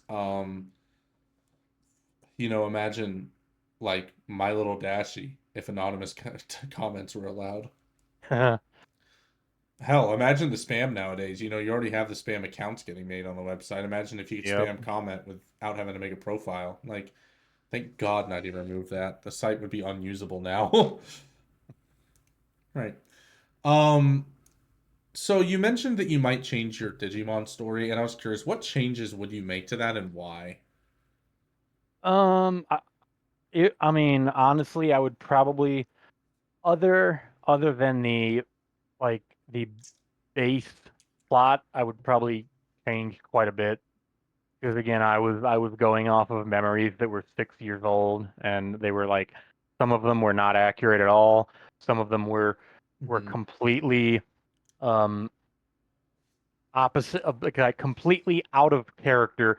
And to me, um, I always I take a great deal of pride when people tell me that I write characters very accurately to how they behave in official Hmm. media. And so and I think that's what really bugged me the most about my first Digimon story because they really did not. They were OOC. And then even today, I think I'm really mediocre at writing what you would call fluff. Like Oh, I suck at believe fluff. Fluff is like hard. like believable transitions from scene to scene, because like all I make back then, all I was really good at was like doing like core scene to the next core scene to the next core scene, and it was really disjointed. So yeah, Mhm. I would probably like it would probably be almost twice as long as it is now, and just like I would make everything flow a lot more believably. Gotcha. And that's not to say, and then I mean, I have gone back to Digimon since then. Digimon Tamers recently turned 30 in either 2021 or 2022, and I did a story like celebrating that, Okay. and it was so much better than my first attempt. Well, that's really cool that you did that. Um, so hi Mugany, you're back. Would you like to take the next Hi. question? Sure. Are we doing This the let's 13? go ahead. Let's do question 7 first, and then we'll move on to my unlucky 13. Question 7 should also be really quick to answer as well, anyways. Okay. I'm bringing them back up. All right. Who would you say is the most difficult character from the series for you to write, and what makes that the case? Discord by a mile and a half. Oh yeah. I think I've only written him twice, both in M-rated stories, so I don't know how much I'm going to be able to discuss that. Other times, I cannot wrap my head around his reality warping powers and how he wouldn't just use them to poof away the problems characters are facing in the story at hand. Okay, so who's the easiest character for you to write? For me personally, Starlight Glimmer, just because of how her redemption arc absolutely captivated me at the end of season 5. Like after season 5 ended, I would fall asleep thinking of stories to write about her. It's starting to feel like every single cast, Starlight Glimmer comes up at one point or another That's because she's the best horse they added to the show. Thank yeah, you. yeah. Well, like I There mean to were like hate various groups made for degrees. her, and those people are nerdy losers. She's awesome. I mean to like I various really, degrees because I Milk really hated her. can't. Tangent time. I really do not understand the people that did not like Starlight Glimmer Well, they shit on her just because of her joining the main backstory. That's cast. it. Literally her Okay, backstory. okay. If Well, not for that 2 minutes, they probably wouldn't care. here's the thing that they have to understand. Here's the thing that you must understand. Before Starlight came along, Twilight was at a point in her character development where she had peaked. She was a princess. She had a castle. There was Yep. no more developing her You needed unless a Starlight to foil her. 100%. unless she had someone who matched her power level, and also she needed a student of her own. Yep. And that's why Starlight was perfect. Yeah, no, there's people I know that still don't even watch the show past season 5, and it's really sad, honestly. But I mean, without a doubt, I think the fandom as a whole plateaued around season 3. yeah, I I'd think. say 3 and 4, I think was about it. Yeah. I mean, and to be fair, I think a good portion of that was because of how long that hiatus was. It was almost a full year. It was like Yep, 320 because days. 3, yeah, because 3 was only 13 episodes, so you didn't get that full And then in 26-week episode span. and then if if if my friends are, like everybody else in the fandom, during that hiatus, people drifted away to I think the big two were Steven Universe and Adventure Time. Yeah, I just fuck. Minor tangent. I'm not gonna go alliance yet, but fucking one of the most pivotal plot points in Steven Universe was fucking spoiled to me because fanfiction would not shut the fuck up about it when it was revealed. So when I finally watched the show last year and I got to that plot point, I felt no emotion of it over it. I thought like the way it was revealed was really well done, but I would have really liked to have the benefit of going, holy shit, that's an insane twist when it happened. Just a minor tangent I had to go on there. The only thing I will say about Steven Universe, Peridot is best gem, and that is it. Yeah. Peridot is the best gem, Indeed. and I watched it because my ex-wife had me watch it. I think Steven Universe Future or whatever it's called, that movie is the best part of the entire series. Like Oh yeah, straight up. I think it's so good. I think the original show is very flawed, and I know it's not the creator's fault. I know it's the disjointed like schedule that they had. The it was tough to make the show that they wanted to make. But, even though it's not fair to judge it for that, I kind of have to because the yeah, movie itself was perfectly paced and I love it. But yeah. yeah, no, Peridot is 100% the best, not just the best gem. I think she's the best character in the show. I was Before pretty be, mid on be, the show until Peridot joined it as like a main character. before Yeah, she came along, Pearl was my favorite. But after Oh, Peridot Pearl's came great. along, Love Pearl. there was after Peridot came along and she tried to flush herself down the toilet. There was no contest at all. yeah, God. Yeah. All right. yeah. Okay. Next Um, question. really Sorry? quickly, before I do the unlucky 13, I just want to go over the next question because we mentioned how people didn't like Starlight, and that caused a lot of drama on the website. Um, you know, I'm not afraid to name drop this person because I'm not going to speak negatively about them. I don't really care if people make a group about not liking a character, but I mean, I don't know if you guys remember, but back in the day, Lightning Sword made a group literally just called, something about Starlight Glimmer not deserving redemption and why they thought, like, how they thought her character arc could have improved. And they made some decent points. But the problem is, there was such a civil war at that time that that group, he got bullied so hard he deleted the group. Like, that was some major drama on the website. And he honestly didn't deserve it. I think there are much more deserving groups on this website that people should be, like, harassed for making. But, um, that's not one. He just didn't like a character. But that leads into my question for you, Miles. You've been here for a long time like me. I've been here 12 years. You've been here 13, you know, 6 months longer than me. So you've seen even more than I have. What is a piece of drama that has stuck with you to this day? You don't have to name drop anyone if you don't want to. Was Like I? I said, I'm not gonna name names, but back in the I'd say mid 2013, I was going to a convention, and I was slated to share a room with someone who was very rapidly becoming a controversial figure in the community, and I voiced my displeasure about that in a manner that was certainly not the best way of solving the problem. This person very quickly got wind of my opinion and went as far as making an account on the Rooster Teeth forum to confront me about it, and nearly got me permabanned from the site. Thankfully, the moderator who put a stop to it had a cooler head than either of us. Thankfully, that avoided FimFiction altogether. that's Um, good.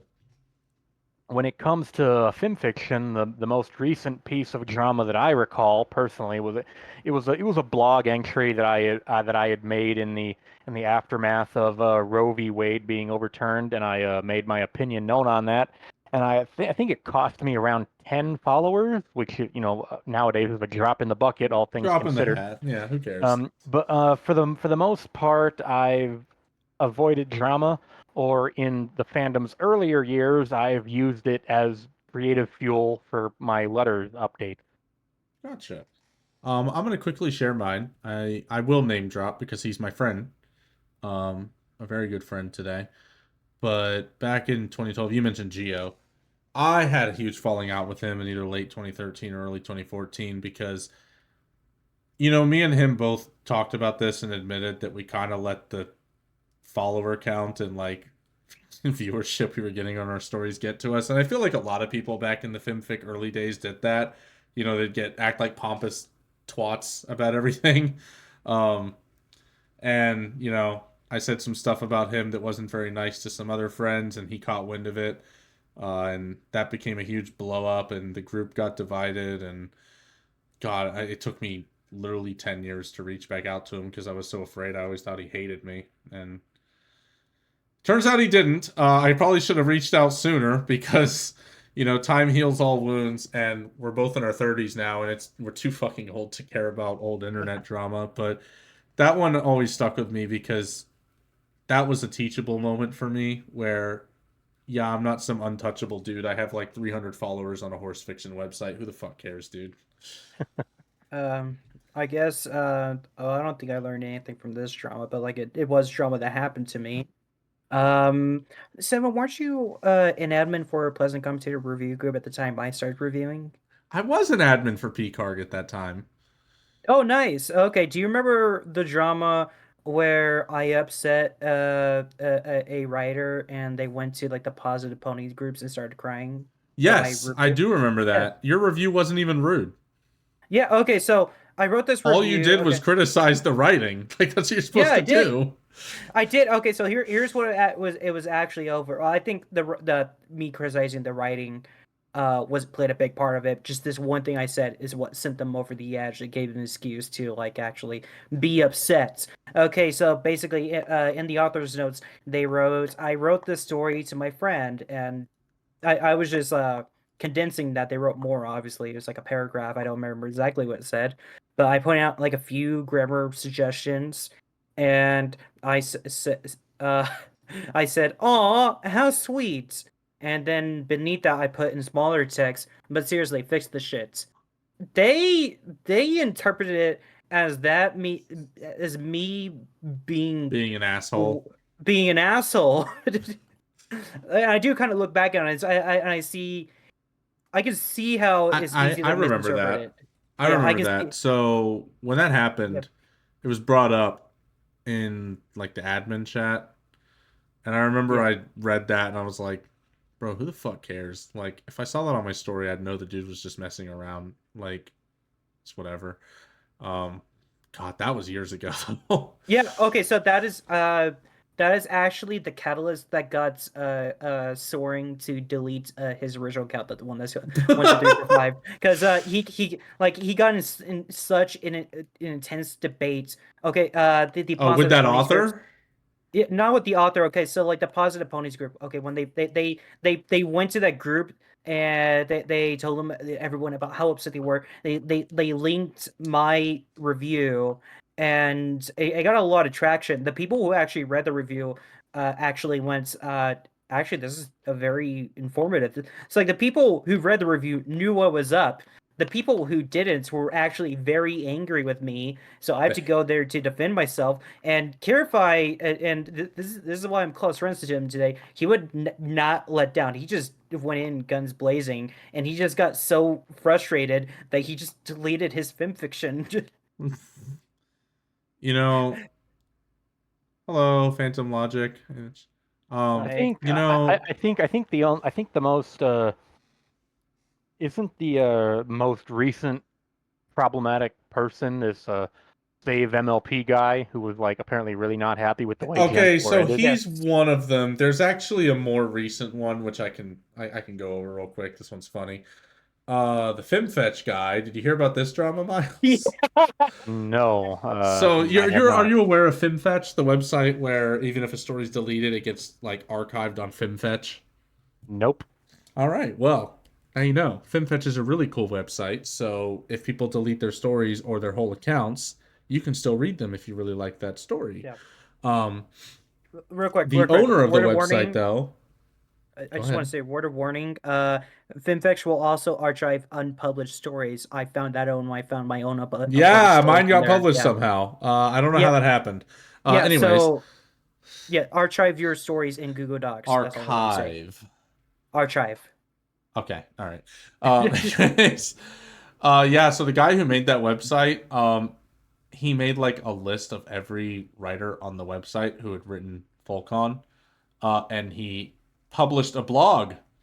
Like he made a document on Google or something. I think it was a G doc with everyone's names as well as like their Discord username tags, like not just their name, but their like user ID tag, basically imploring people to report them to Discord and to other authorities for writing this kind of stuff.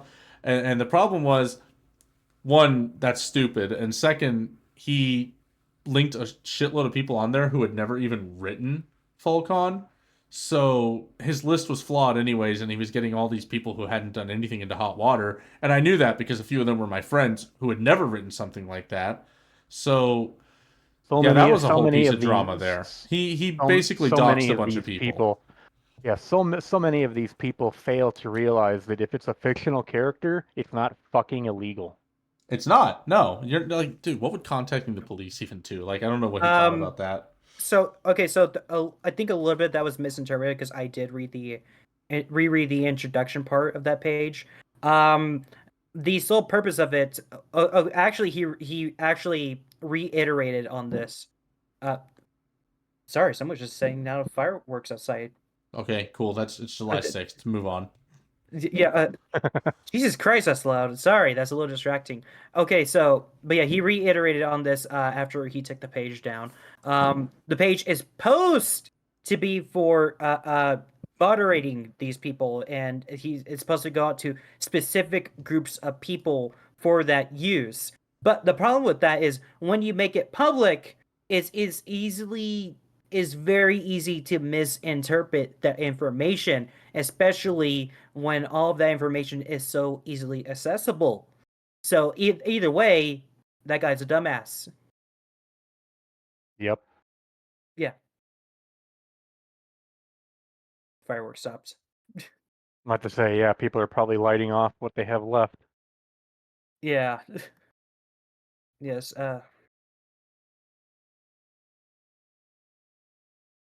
Okay, are we doing the next question, or are we doing those like rapid fire one? Sorry, I was just confused by someone went silent for a moment there. He's just brushing his teeth. Okay. We're on question 8, I believe.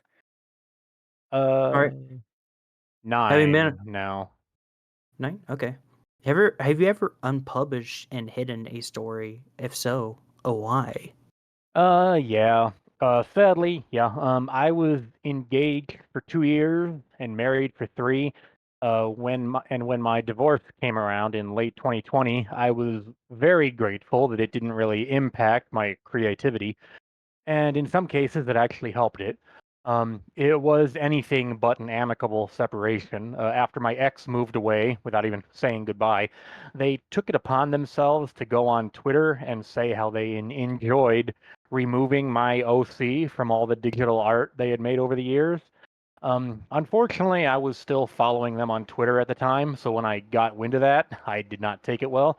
I ended up taking the two stories that contained my OC and theirs and completely took them down at a point where I didn't even have backups of them on my new PC. But fortunately, neither of them got a lot of traffic and they weren't really missed. Oh, damn. But so yeah, that's those are the only stories that I've ever taken down. Uh, I'm back. Sorry. I have aligners, so I had to brush my teeth so I can put them back in when I'm done drinking. Um, are you ready for my unlucky 13 questions? Sure. All right. So this is Lucky Seven's unlucky 13. I'm just gonna ask you 13 quick fire questions. So we're gonna start off with the super easy one, most basic question any MLP author will ever be asked. Who's the best pony? Starlight Glimmer. All right, Starlight Glimmer is a extremely good choice there. Who is worst pony? It has to be a main character. I'm not letting you pick like some background or side character. Oh man. So it has to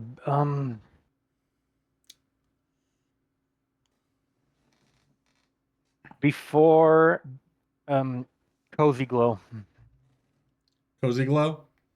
Cozy Glow because of how she did not have any kind of origin story at all. They made her a filly just for shock value, and for some reason they thought that they would never have to explain that. So Yeah, that's yeah, fair. Cozy Glow worst pony. They also never did a good job of explaining her cutie mark. It's supposed to be a rook because to rook somebody means to fool and deceive them and lead them on. And they just did not do a good job explaining that, unfortunately. Thank you for the follow, Shinka24. on Um, on a Cozy Glow, I actually do want to do a big recommendation, and I'm specifically recommending it because it's very underrated. It's called She Slays. It's by Bandy. I think it has my favorite Bendy? depiction. Yeah, Bandy. Oh, another follower. Thank you for the follow, Godfather17. Thank you. Yes, it is very good. You should definitely check it out, Miles. It's just Yeah, about I mean, cozy. whenever Sorry. sorry, yeah, whenever a show, whenever the show like did not do something that I really felt they should have, that's also what, lights my creative fire. And I did end up doing 2 stories explaining. I mean, the show didn't provide Cozy Glow's origins, so I came up with them myself. Nice. Real quick, thank you, Phantom Logic 92 for the follow as well. That means a lot. Yo. All right, question 3. What's your favorite episode of the show? If you can't decide on one, you can just pick a random out of some of your favorites. That's totally fine too. There's like there's more than 200 of them. There sure is. Wow. How about this? I'll make it more fun. What's your favorite episode from the first 3 seasons? The keep keep calm and flutter on. Oh yeah, where Discord came back. Great episode. I really, really thought that should have been a 2-parter. Yeah, What's your 100% agree. 100% agree. You know, they devoted the last 2 episodes, the penultimate episodes, to the Equestria games and Spike pet sitting. Discord deserved the 2 episodes, not that. Yeah. But inverse of the first 3 seasons, what's your least favorite episode? And if you say Spike at your service, I'm gonna have words with you. You better get. Hold on. Wait a minute. I just want to make absolutely sure that is the episode I'm thinking of. Um. Okay. You actually no. Hold on. Before I go out and tell you to have words with me, I just have to look up an episode list, just so I'm like not throwing that one under the bus for no reason at all. Look, my reasoning is I recently rewatched that with my girlfriend. I genuinely don't think Spike at your service is as bad as people made it out to be back in the day. I think Spike's just an easy target for people because he has a lot of haters. So him having a just episode meant it had to be the worst thing of all time. I don't think that's in the first. Oh wait, there it is. Yeah, As season in- 3. Season yeah. 3, episode 9. Yeah, I gotta say, Over a Barrel was worse to me. I hate that. I hate that episode. For me, unless it's going to be like, one of the later on questions that are, probably supposed to be moving faster than this, I think by far the worst episode of the series is PPOV. Which one is that? Just jog my memory. What's the really quick plot in that? The one where Applejack and Rarity and what was it, Pinky? I know they get off the boat hating Oh, each the other. boat trip. Yeah, that season 6 one. Yeah, that one sucks. That one was like one of the ones. I mean, I think Spike was channeling me at the very end of that episode where he went, "Can you just tell me how you got off the boat, Yeah. or like how you made it home?" Like he was getting as fed up with this nonsense as I was. God. All right. Well, question 5, and this is a fun one. What's your favorite season of the show? Season 5. Season 5. I mean, yeah, it does introduce Best Horse, so Yeah, I mean, definitely get that. And I mean, the premiere and finale of that were also god tier. They were so good. It was the first season where it opened and closed with the same villain. Sweet Castle was awesome. Bloom and Gloom was awesome. Tanks for the Memories was, God, that was tear That's a jerking. touching episode, yeah. Make New Friends but Keep Discord. That was another one. Slice of Life. That 22 minutes of absolute glory. Yeah, just making fun of people who don't watch the show but criticize it. God, my favorite line in that ever. My favorite line in that is still my favorite line in the whole series, where it's like, well, did you guys actually read this? Well, no, of course we didn't read it. I was gonna guess that it was Gummy's monologue. If everybody Gummy's monologue was also super funny. Unfortunately, Season 5 also has, to me, the second worst episode of the series, which is Princess Spike. Yeah, that's not a good episode. I'm a Spike defender. I can't defend that one. Amending Fences made me ship Twilight with Moondancer. I can I could make you so mad right now, but we'll move on. Do Princesses Dream of Magic Sleep? That was a really Great good one. episode. Um, Brotherhood Social, that was another really good one. So yeah, definitely season 5 is my favorite season. All right. Muggany, you have to do something now, correct? Yes. Okay. So it is. Unfortunately, I have to go to work, so it's time for my outro. Before I go, there were just like a few things I want to mention. To start, we have a pretty booked schedule for the entirety of July. We will be taking 1 week off, and in about 2 weeks. Uh, After that, everything else will be pretty busy. But starting, I want to say, beginning of August, we'll be switching to a bi-weekly schedule to reduce the risk of burnout. We like making these. It is very fun, but it is also very time-consuming Tell them and who very... the person we're interviewing in August will be.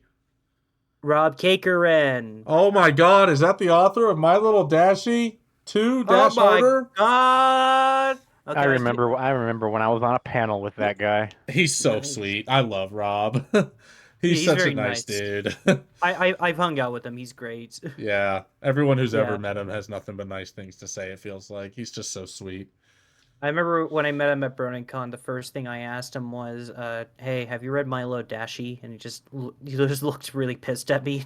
Yeah. No, the first thing I said wasn't that. It was in 2019. I was like, "Oh my God, are you the guy who wrote Princess Celestia gets sideswiped by a 2004 Dodge Grand Caravan?" And he I was like, remember "Oh my that. God, yeah, that was me." He Okay. he was probably thrilled that you were one of the only ones that did not bring up My Little Dashie. Oh yeah, Even no. even Like, even because I was on the fan fiction panel at ShotCon 2013 with him, and even back then he could not he could not half stand the fame he got from My Little oh, he hates Dashie. it. He hates it. You know, I used to talk with him every other day for a little bit, and yeah, no, he doesn't like the fame he got from that story, and I get it. I mean, when you have probably the most liked story in fan fiction history, yeah, yeah, that'll get to you pretty Yeah. quickly. I And will I will say that the movie that did Storm XF3 make that I think it the was, yes, so that was amazing. yeah, it it was well was. made.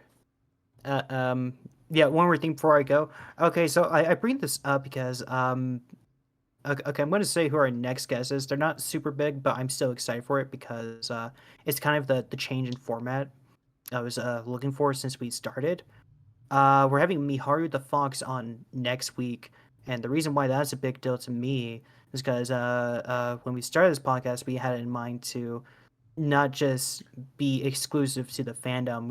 Our goal is to interview people across the internet, and this will actually be our first YouTuber that we'll be interviewing. So, yeah, keep your eyes set for that one. I'm very excited for it. Are you excited, Seven? I am. Are They you? do fantastic like Spyro videos, so Yeah. always down for Yes. that. I could Yes. gush about Spyro for hours and hours and hours. It, I know it, you could it'll too. Yeah, it'll be a good one. It'll be a good one. I'm looking forward to it. But with that, yeah, it's time for me to go. So yeah, Miles, it was very fun having you. I'm saying it like you're leaving. It's very Yeah, fun you're the talking to one you. leaving. Yeah, it was very fun talking to you, Miles. Yeah, happy to be here. Thanks for having me. Yes, and if you want to rant more about like Sonic X, just shoot me a DM. No, Sonic Underground's the one we're gonna rant about at the end. Oh man, Yes. Well, I haven't seen Underground. What the the one that I am the least familiar with. Okay, yeah. Later, guys. You have a good night, Mugany. Bye. All right. Well, just the two of us now. So, let's continue with my questions, and then I have some more of our long form questions for you, and I can't wait to hear your thoughts on some of them. Okie Um, dokie. so My next question: what's your least favorite season? Um, I'm scrolling through the episodes to see. For me, I think Uh, it's eight. I think eight or one are probably my least favorite, which is I funny don't. because I got into the show with season one, so I shouldn't say that. But I'll probably say 7. that one, yeah, I get that too. It opened up decently, but I think that was one of the ones that I don't think I really enjoyed the finale. I will not say that about season 8 because I mean when you consider that okay, you have a show that has gone on for 7 seasons, you have just come off a pretty decent movie, and now you are introducing 6 new characters that are immediately and consistently charming. I think that was a huge feat. That was very impressive that this late in the show that the student 6 were like they immediately grabbed us. Because early on, I don't know how many other bronies are like this, but early on in the season 1 days, I could not stand the Cutie Mark Crusaders.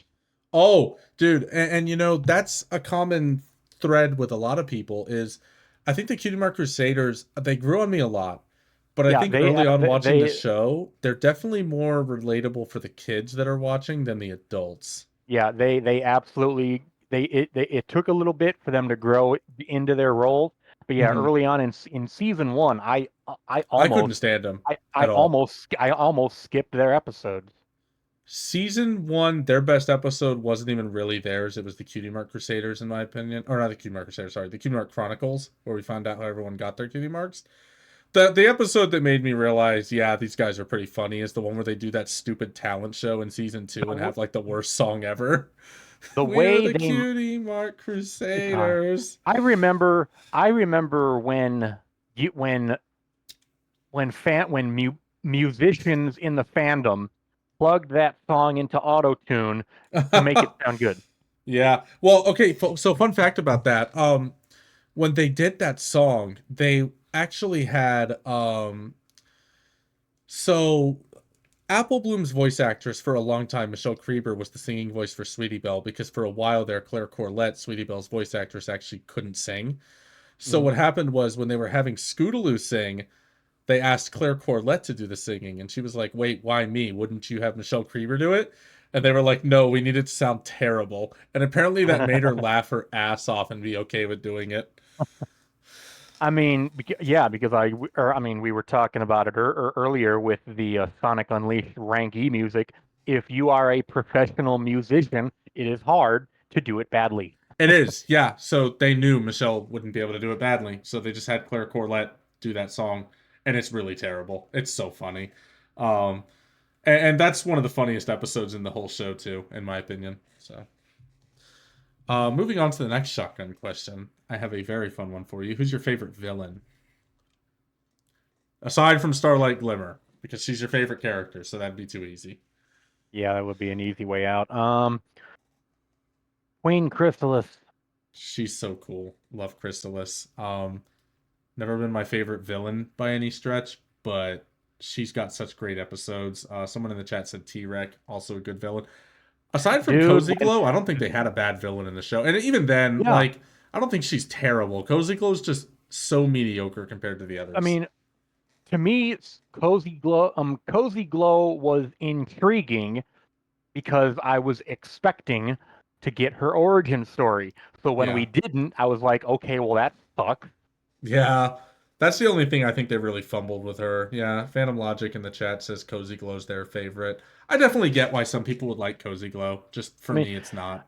and then I mean, when she didn't get her, I mean, I think I wrote after the show ended, I think that is like the biggest creative fire that I've ever experienced because like I instantly started outlining plots for like 7 different stories.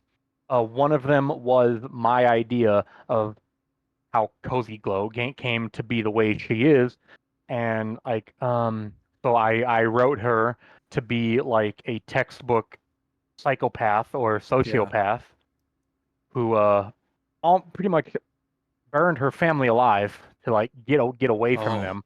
Yeah, Yeah, no, that's it I get it. but yeah, it got dark. It got really really dark.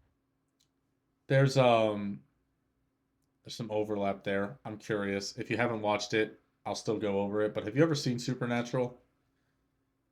No, I've seen like 10 minutes of one episode, but no. Gotcha. There's a character in season three named Bella who was very divisive at the time, but her backstory is a lot like that, where you don't realize until the end when they finally reveal that she basically made a deal with the devil to have her parents killed because her father was sexually abusing her. Um, and at the end of that season is when that 10-year deal finally comes due and she gets killed and has to bring that up to the main characters. But Um, well, what made my story interesting um, was not only did I provide Cozy Glow's origin, but I had Twilight do what is probably one of the most questionable things ever have had her done. mhm. Uh, she magically gave Cozy Glow empathy, and Oh God, yeah, now that's so now questionable.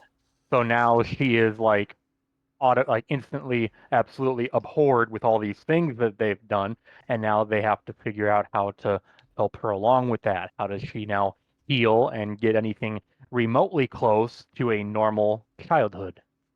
Yeah, that's definitely morally questionable. I'd rather be killed than have my personality changed. But moving on. Oh well, real quick, I wanted to say mine's either Starlight or Discord. Starlight just because it was really cool to see a pony come in and be able to tussle with them, and she probably came the closest to winning out of every villain in the entire series. And I love then how, oh yeah, I absolutely love how when Twilight instantly warped in and tried to fire off a spell at Twilight, and Starlight just like, swiftly moved to the side and starts m clap mocking her. yeah, That was hysterical. and which is funny because after she clapmocks her, Twilight goes to the world that was ruled by my favorite villain, which is Discord. I love Discord. Season two Hmm. premiere got me hooked. John Delancey's great. Everyone knows that. Now, who's your least favorite villain? I'm guessing probably Cozy Glow, but I'm curious if it might be Sombra. Um, it's probably close between them. I am really I was really confused about how he was brought back because of course at the beginning of season 3 he was the first villain that we actually kind of saw Saw that he was die. get obliterated, Yeah, well, his horn save was for his remaining. horn. Yeah. His horn, which is funny because everyone for so long was like, "Oh my God, his horn! He's gonna come back," and he just never did until the last season. I really I still don't know how I feel about Discord being Grogar the whole time.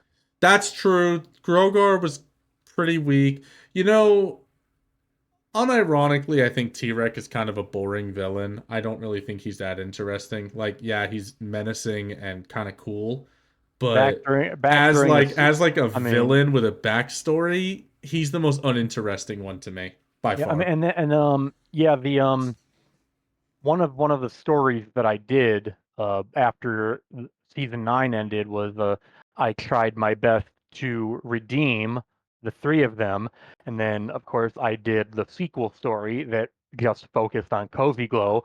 But yeah, the and then but in this first story, I did a quick chapter on T-Rex and a quick chapter on Chrysalis and how they would like if it I approached that story like if they were going to try to redeem these villains so they wouldn't have to spend an eternity in stone, how would they go about doing it?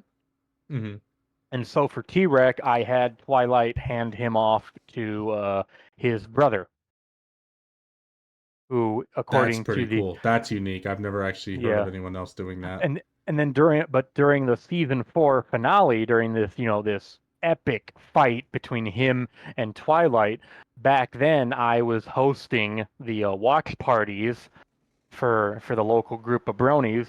So, and during the season 4 finale, it was just like 10 people in their late teens and their 20s just staring at the TV with their mouths hanging open during this fight, and like, good lord, what is this, Dragon Ball Z? Exactly, dude. I went over Dragon Ball earlier. I love Dragon Ball. When that scene happened, I was like, "Holy fuck! This isn't just one of the best fights in MLP. This is one of the best fights I've seen in animation." It was just literally like a Dragon Ball fight. It was so good.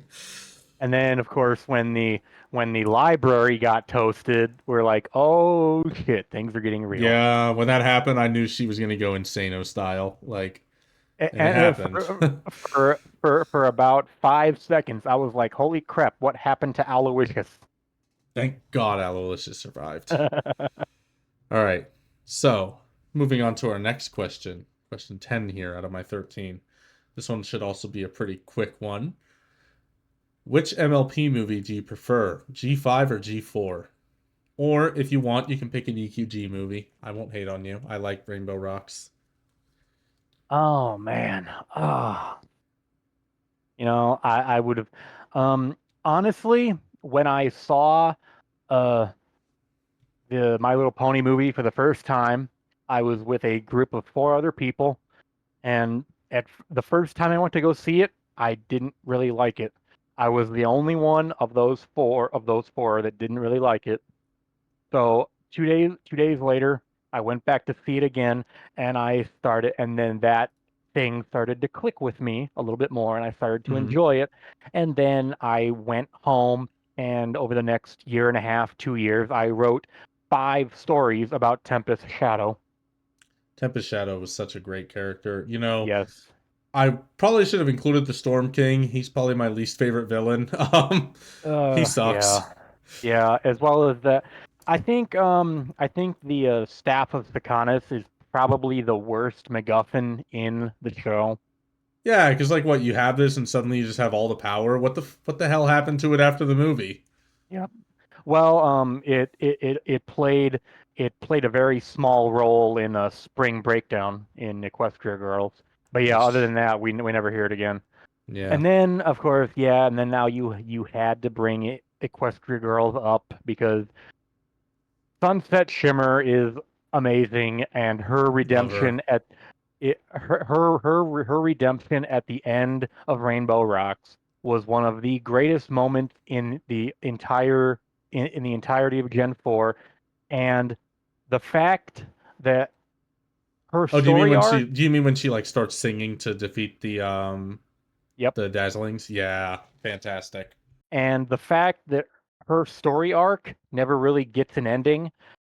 Personally, that is the biggest mistake and the biggest flaw in G4, how they just pulled the plug on Equestria Yeah. Girls because, um, according to the showrunner, his name was Big Jim, or his Big Jim, yeah, online, Jim Leonard. his online handle was Big Jim. Apparently, the next special that they had planned was for Sunset to meet her human world counterpart.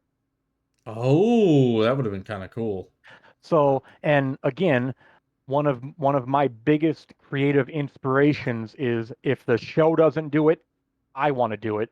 So that's what I did. I can probably call it up here. One of my favorite stories that I wrote was what a come on, my site is No, you're FimFiction fine. is being a little bit slow, FimFic has been a little bit slow ever since the bot takeover.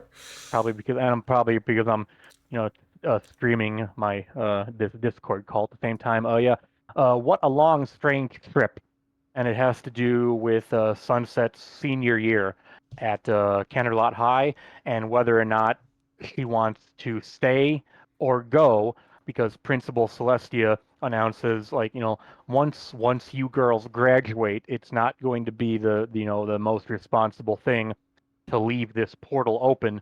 So we are going to be sealing this portal away. So by the end of the year, you have to decide whether you're going or staying. And for that story, it's one of my longest ones. It's 34,000 words. Um, I wrote two endings, and for one of those endings, I got quite creative, where not only does he go back to Equestria, but during that trip back, the time dilation screws up pretty bad, and he is dropped into Gen 5. Oh my god, Yeah, that's cool. it's one of my highest rated stories. Awesome, awesome. I'll read that. Also, yes, fans of Logic, that definitely happens. They asked if you ever go back and read like an old story and notice grammar errors that you swear didn't exist. 100%. And that's Yes. because the first And time you read a actually, story, you're not as engrossed in the grammatical quality of it, you're engrossed in the story. The second time you read, you're gonna actually notice those errors because it's gonna be on your mind. Like you're not gonna be as I'm focused on something you already read. I'm going to expand on that really quick because this actually Good. happened to me today. Because I I reread my own stuff like ten times more than I read other people's. So when I notice a grammatical error, I will hit the edit chapter button. Um, Unfortunately, that button is really small on the phone, on the mobile version of FimFiction. So what I accidentally ended up doing was I accidentally hit the unpublish button for one of my chapters. So when I hit the publish button again, I'm like, oh crap, did I just send an alert to like all these story followers for a story that has been finished for like 2 years? I did that once. The story and the story had like it had like 1,300 upvotes at the time, and like I looked at the tracking and it was like 3,000 bookshelves, and I accidentally did that. I was like, oh Jesus, I probably just pissed off like 3,000 people with a fake update because Yeah, the I was story like, wasn't oh, done. So for them, they got so I'll trolled. probably I'll probably stop editing, like looking for grammatical errors on my phone from now on. Because yeah, that just happened to me today. Yeah. I do the same thing. I'm glad I'm not alone. Okay, I thought I was the only person who went through, read their own story, and as they reached an error, they'd open the edit button and fix it right on the spot. I do that. Okay, so next question for you.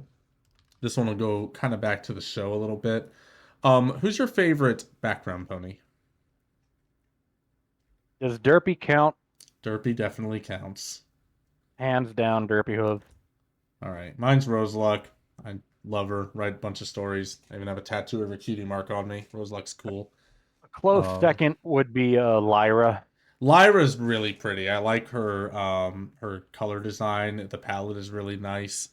And she's always had such good reaction images. Like one of my favorite, I used to have my profile picture on FinFic used to just be her drinking that like Starbucks style drink behind Trixie while she was doing her spells in Magic Duel. Like I like her. Her and Bonbon, great. With Lyra, I think it's one of my favorite. I think it's my favorite example of how the fandom can affect the show, because Yes. because she was sitting on a bench in a weird way next to Bonbon in one shot, and then at That the ship forever. toward the end of and then at the end of season 9, boom, they're married. They are married. That was And amazing.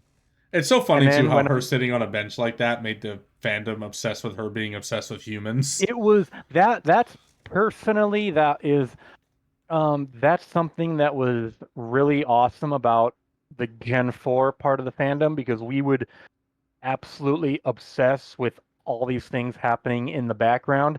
And I've noticed how that is noticeably absent in Gen 5. It also just Because feels like Gen 5 doesn't have as much stuff going on in the background, unfortunately.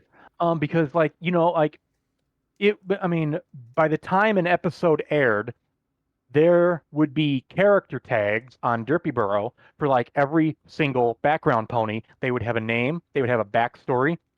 So when I was working on Gen 5, when I was working on a Gen 5 story, I wanted to know a little bit more about the soup vendor pony, that Yeah. the and I noticed that even months after this episode had aired, he did not have a name on Derpy Burrow. It was like, wow, Ooh. this used to happen instantly, and it's not. He does have a name now. His name is Hats Off, according to the fandom. But I mean, so it things are not happening in nearly as quickly as they used to in the prime of the fandom. Yeah, that's definitely a shame there. And then for the I forget the name of the episode. It was the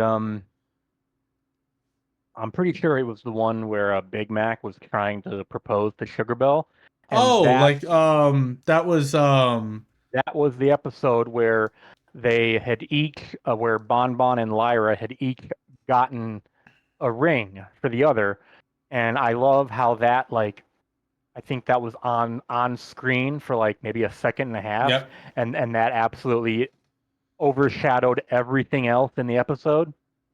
Yeah, and that was the Big Mac question. God, Big Mac and Sugar Bell are so cute together, by the way. Yep. God, you got me started on that now. He really was shipped with a lot of ponies. He was.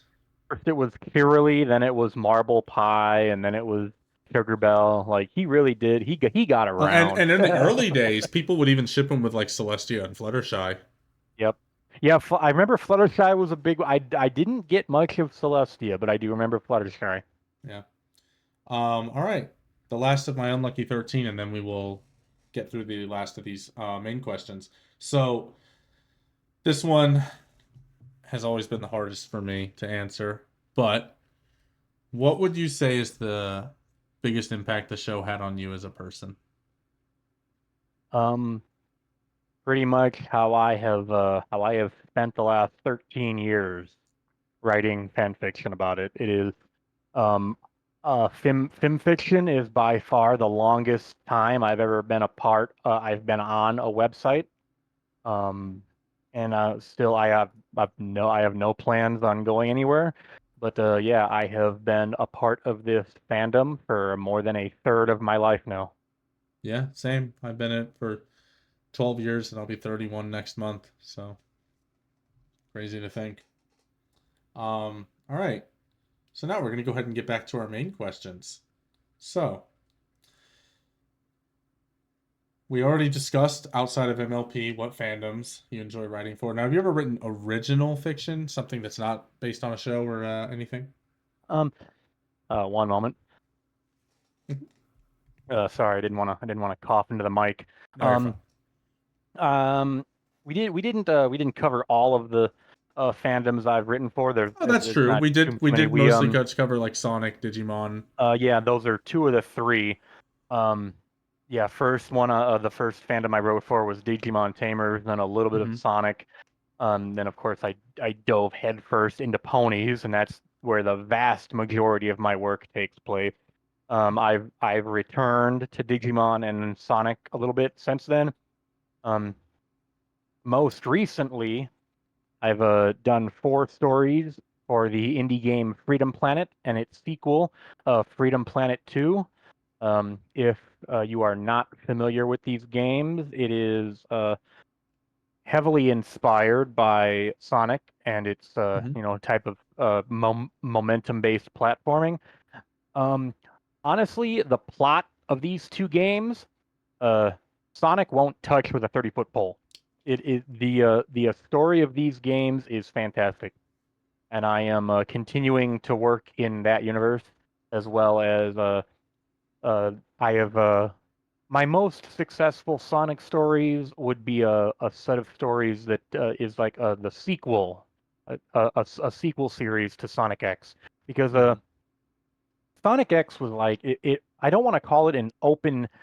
It didn't like end open ended, but I will say that like for a while there, the fandom was really clamoring for a season 4 God, that's you because mentioned the guy earlier yeah with the because petition. People want a season 10 of MLP. It's never enough, it feels like. yeah, because I mean, like I said, I mean, to me, Sonic X is the narrative pinnacle of the entire franchise. Hmm. The stakes were never higher, and yeah, it was seriously amazing. So I've written about 70,000 words writing about what Yeah, happens afterward. that's awesome to hear. I've tried to write outside of MLP. I haven't been able to do it. I do have an idea for an original story, but I want to finish all my obligations on Yeah. FinFic before I start that. Yeah, when it comes to completely original content, no, I haven't really. Even, I Do mean, you think you ever and would? I mean, nowadays it is incredibly easy to self-publish on Yeah. Amazon and stuff. Um, but for the most part, with the spare time that I have, I find it far more fun and rewarding to work with characters and settings that have already been established, Yeah. and most importantly, an audience that has already been established 100% get that too. and is already receptive to fan fiction. Because Definitely get like that. because like you said, Ponies has the best fan fiction site on the web, and I absolutely agree with that. It does. I mean, FinFic is head and shoulders above all the competition. I mean, when your competition is AO3 and fanfiction.net, it's not hard. Fanfiction.net looks like it's from the late 90s still, and AO3 has some of the worst tagging I've ever seen on a website, and even then, it's just like it's a mess to use. I mean, Yep. so my next question was, what's the biggest piece of advice you would give to an up and coming writer, somebody who's new to it?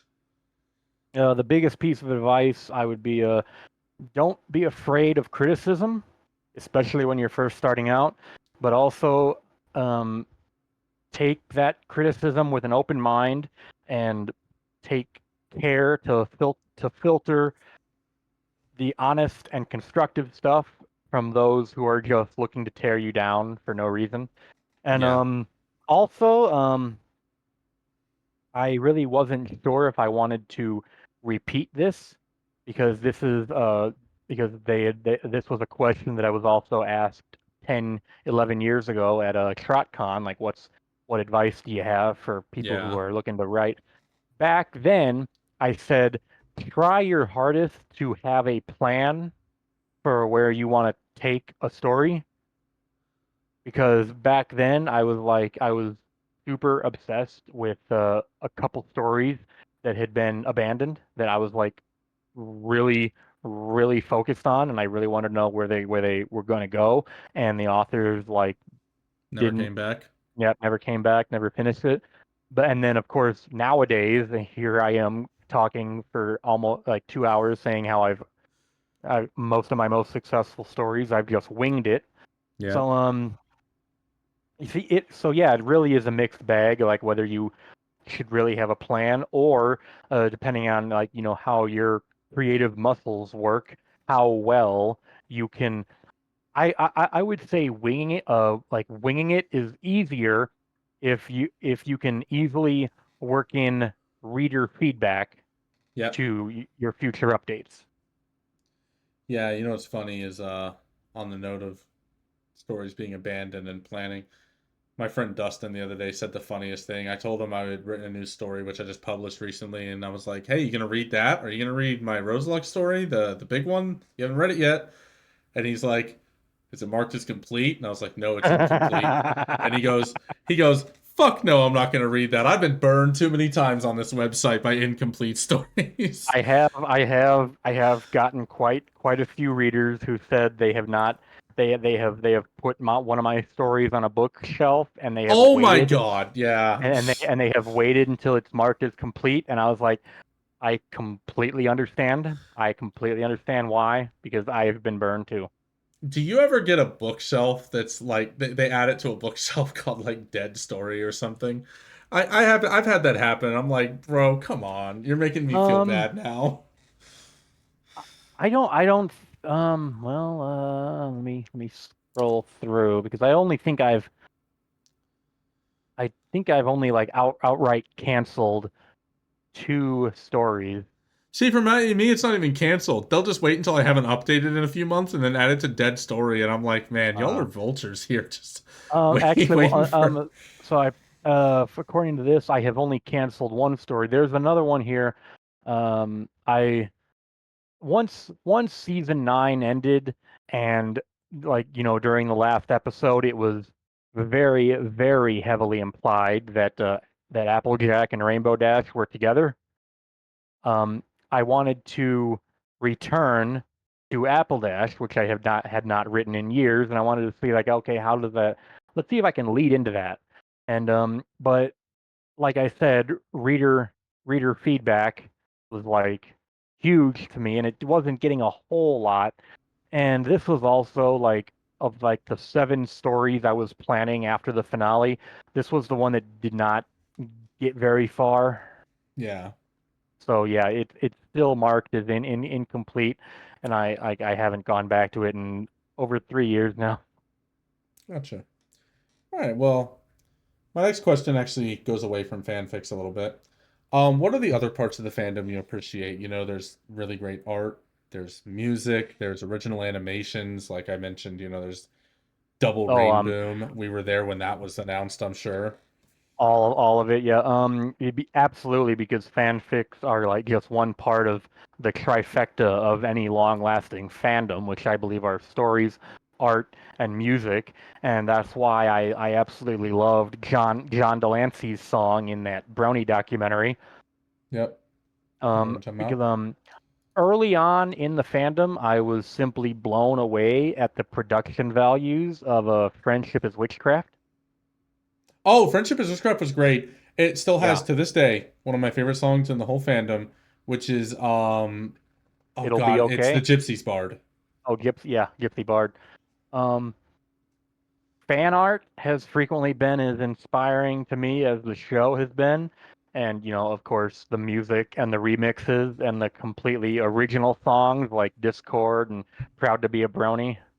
So yeah, absolutely. I have delved into every part of the fandom's work. Gotcha. Also, someone in the chat redeemed a hydrate, so you have to drink a liquid right now, or I'll kill you. So, um, Got it. I've got it right here. Probably not going to perfect. pick it up I, on the mic. um, yeah, no, I mean, for me, it's music. You know, I listened to Wooden Toaster back in the day, which I will reveal something really cool about him here in a minute. I'm sure everyone knows him though, like Rainbow Factory, Awoken, great songs. Yep. Nightmare Night. Uh, there was this song called Pony Swag, which I still listen to this day. That came out. It was like a rap song made by someone who wasn't even a brony. It was fantastic. You had back in the way early days, there was Pinkie Pie Swear and Not a Clever Pony. They're not in the fandom anymore. Yep. Living Tombstone, you know, all these great artists. Simgratina.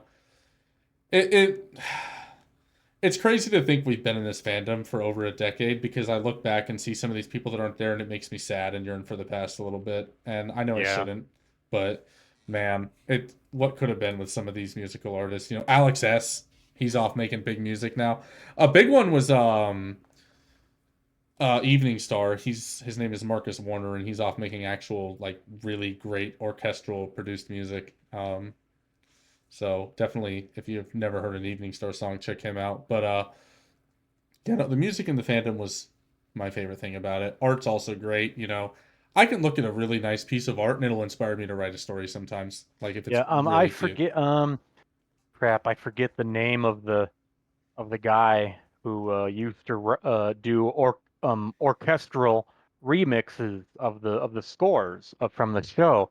I really wish I could look up his name real quick because he uh Melodic Pony, I think his YouTuber name was, and he did orchestral renditions of some of the Yep, I key see it right here. themes.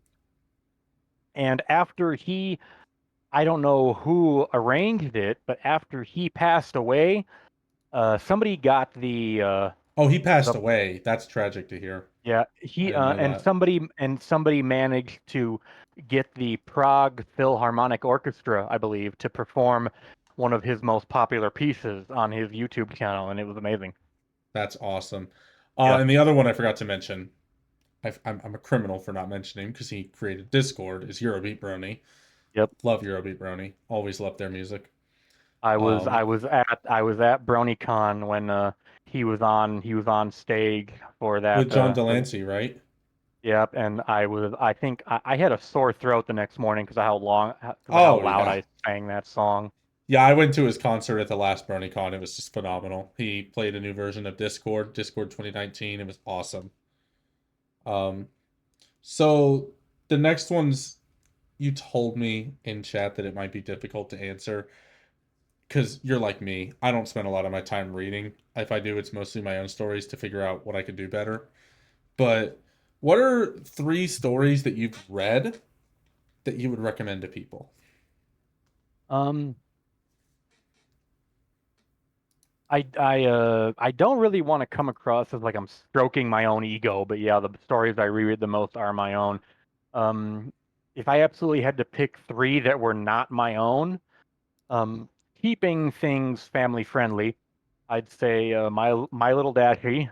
Sorry to your next guest. I'll let Um, Rob know that you recommended that one. that's a classic. Fluttershy Gets a Paper Cut is a ridiculous comedy piece from early on in the fandom. I haven't seen that. I remember Pinkie Pie watches paint dry, which is so Oh funny my because that became an God. episode. Well, okay, actually, okay, well, no, I mean, not Sort quite. of. It sort of I did. mean, I remember, I remember Sunday morning at TrotCon 2013. Everybody was either hungover or sleeping in from the rave, and I had a sponsor badge. I was a sponsor for TrotCon 2013. So when Peter New and Dave Polsky, one of the early writers for the show, had their sponsor only panel, dude, it was only five of us. Everybody else was sleeping. So five people got over an hour to just pick the brains of Peter New and Dave Polsky, and Dave Polsky did what was and Dave Polsky wrote Too Many Pinkie Pies, Yep. and I did bring up that when that episode aired, the author of Pinkie Pie Watches Paint Dry was so overwhelmed by the comments of like, oh my God, they took your idea, they put it on the show, and they left the site because of Yep. like they Absolute couldn't Anonymous. deal with it, and because but I mean, and I know that's not true. Like they didn't take They the didn't leave the site idea. because of that. And they also didn't leave the site because of that 100%. There was other reasons, but Yeah, but I yeah. and I did ask him like if that ever happened, if the show took one of one of my fan ideas, personally, I would be honored. I would be like so Yeah. flabbergasted. So one of the questions that I asked him like is there a reason why you don't do that? Why you don't take ideas from fans? And pretty much the re the reason he gave me was that because not everybody would be as receptive to that as people like us would be. Like maybe Yeah. like they wouldn't enjoy it, or they would want credit, or even I would say even more ridiculous. They would probably want like financial compensation. So pretty much the reason why they're not even allowed to look at fan fiction because from a legal sense, it is a humongous gray area. Like Yeah. technically, fan fiction is illegal, but it's like so commonly practiced, like it's impossible to like shut You down can't or it's police impossible it. to moderate. Yeah, exactly. And that was the reason that he gave. Like it's like something that no legal department would ever want to deal with. Yeah. Godfather says past sins, and Spellbound Fireflies, which I haven't heard of. Um, I really should make the time for past sins one of these you days. Yeah, should. that was that It's that that doesn't. that was one of the first stories to like make it big. Yeah, and I mean he's still the most followed author on the site too, over 9,000 followers I think, which Yep. is just crazy. Um, the I was gonna say because we talked about you just talked about them being influenced by fan fiction, the fact that they're not. God, if they had ever been influenced by one, I put it on stream here and I'm gonna link it. But dude, Sunny Skies all day long. I promised Mugany I have to mention this every episode, but it's because it's my favorite story. I don't know if you've read this. Please read it if you haven't. It's about Celestia basically going to Ponyville as a regular Pegasus named Sunny Skies and just like going incognito. And it's the only fanfic I've ever read where I'm like, damn, this could really be an episode of the show. How would And they she never be in? did something like that. How would she be incognito? She's the biggest horse around. Oh, she shapeshifts. But yeah, I, Oh, okay, I get gotcha. you. But Okay, yeah, she and shapeshifts into a Pegasus with pink hair named Sunny that Skies. that makes more sense. And I'm like, that could have been such a fun thing to explore in the show. Like, see the fun side of Celestia. And I mean, yeah, we kind of got the fun side of her and Luna, especially in the episode where Starlight swaps their cutie marks. But we That never was really fun. got a full devoted Celestia episode, and it makes me I mean, and sad. and you know, as honestly, I'm gonna have to go into the episode list again. What was the name of the episode where Twilight wants her to come into the play? Oh my god. One sec. Yeah, I'm looking too. So let's see who finds it first, or maybe the chat will. Who knows? Horseplay? That probably is it. Yeah. Yeah, it's season 7. It's where they cast her in a stage play only to find out that she's like horrible at acting. Is that the one?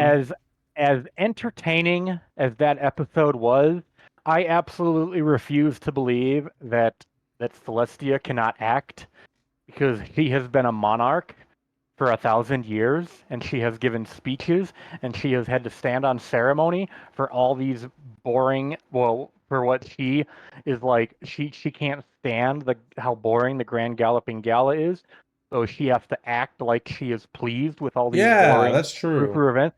So when she says that she can't act, I'm like, bull crap.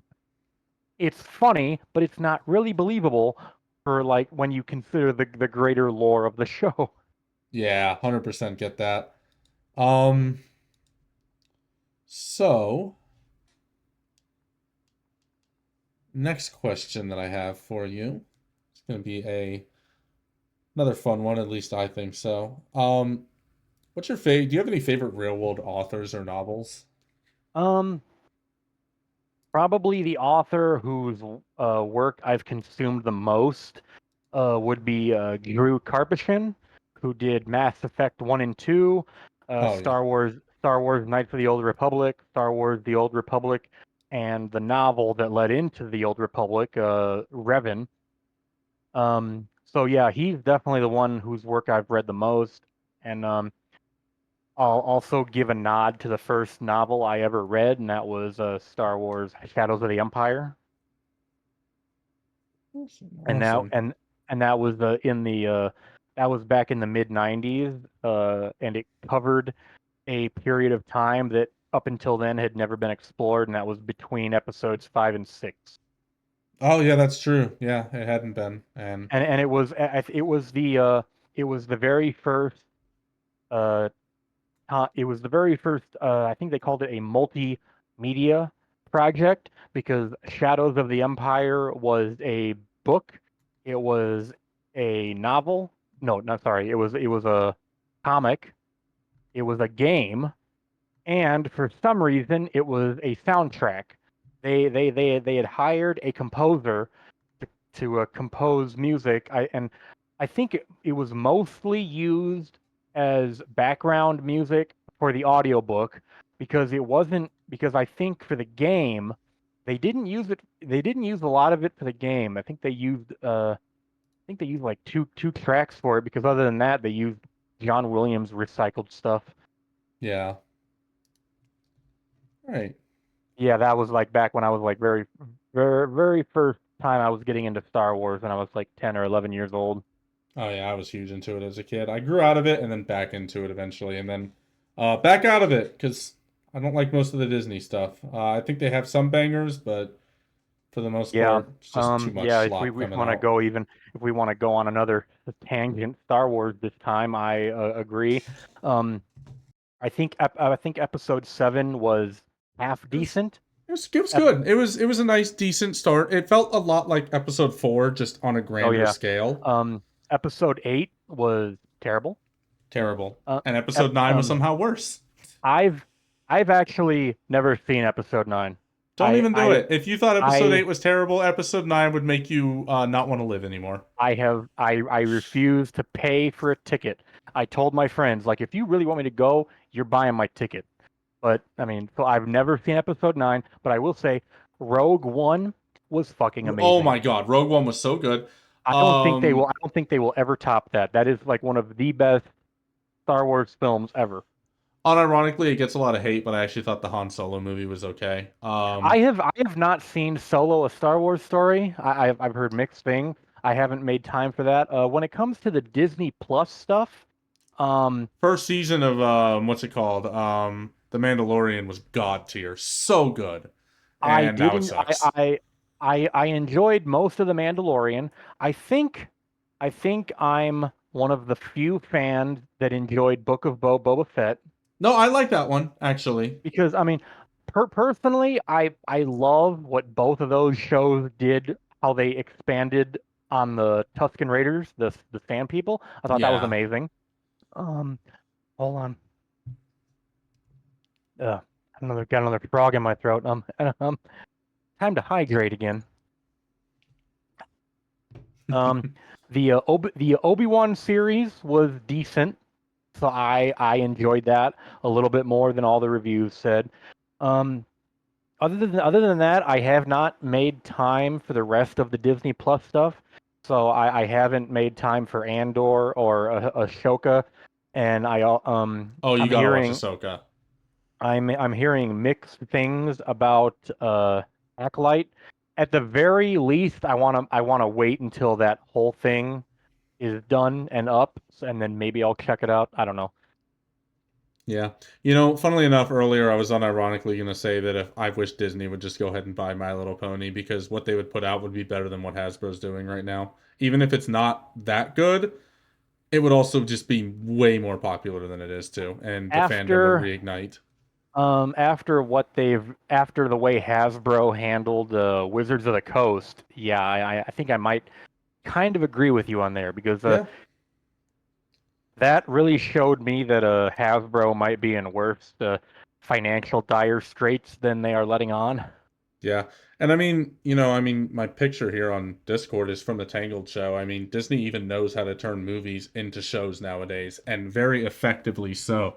So Yep. they would have done a better job with Gen 5 than Hasbro did. They wouldn't have fumbled the bag like that, and it sucks. But You know, and like I said, I was pretty certain that anybody who thought that Gen 5 was going to be as good as Gen 4 was probably setting themselves up for disappointment.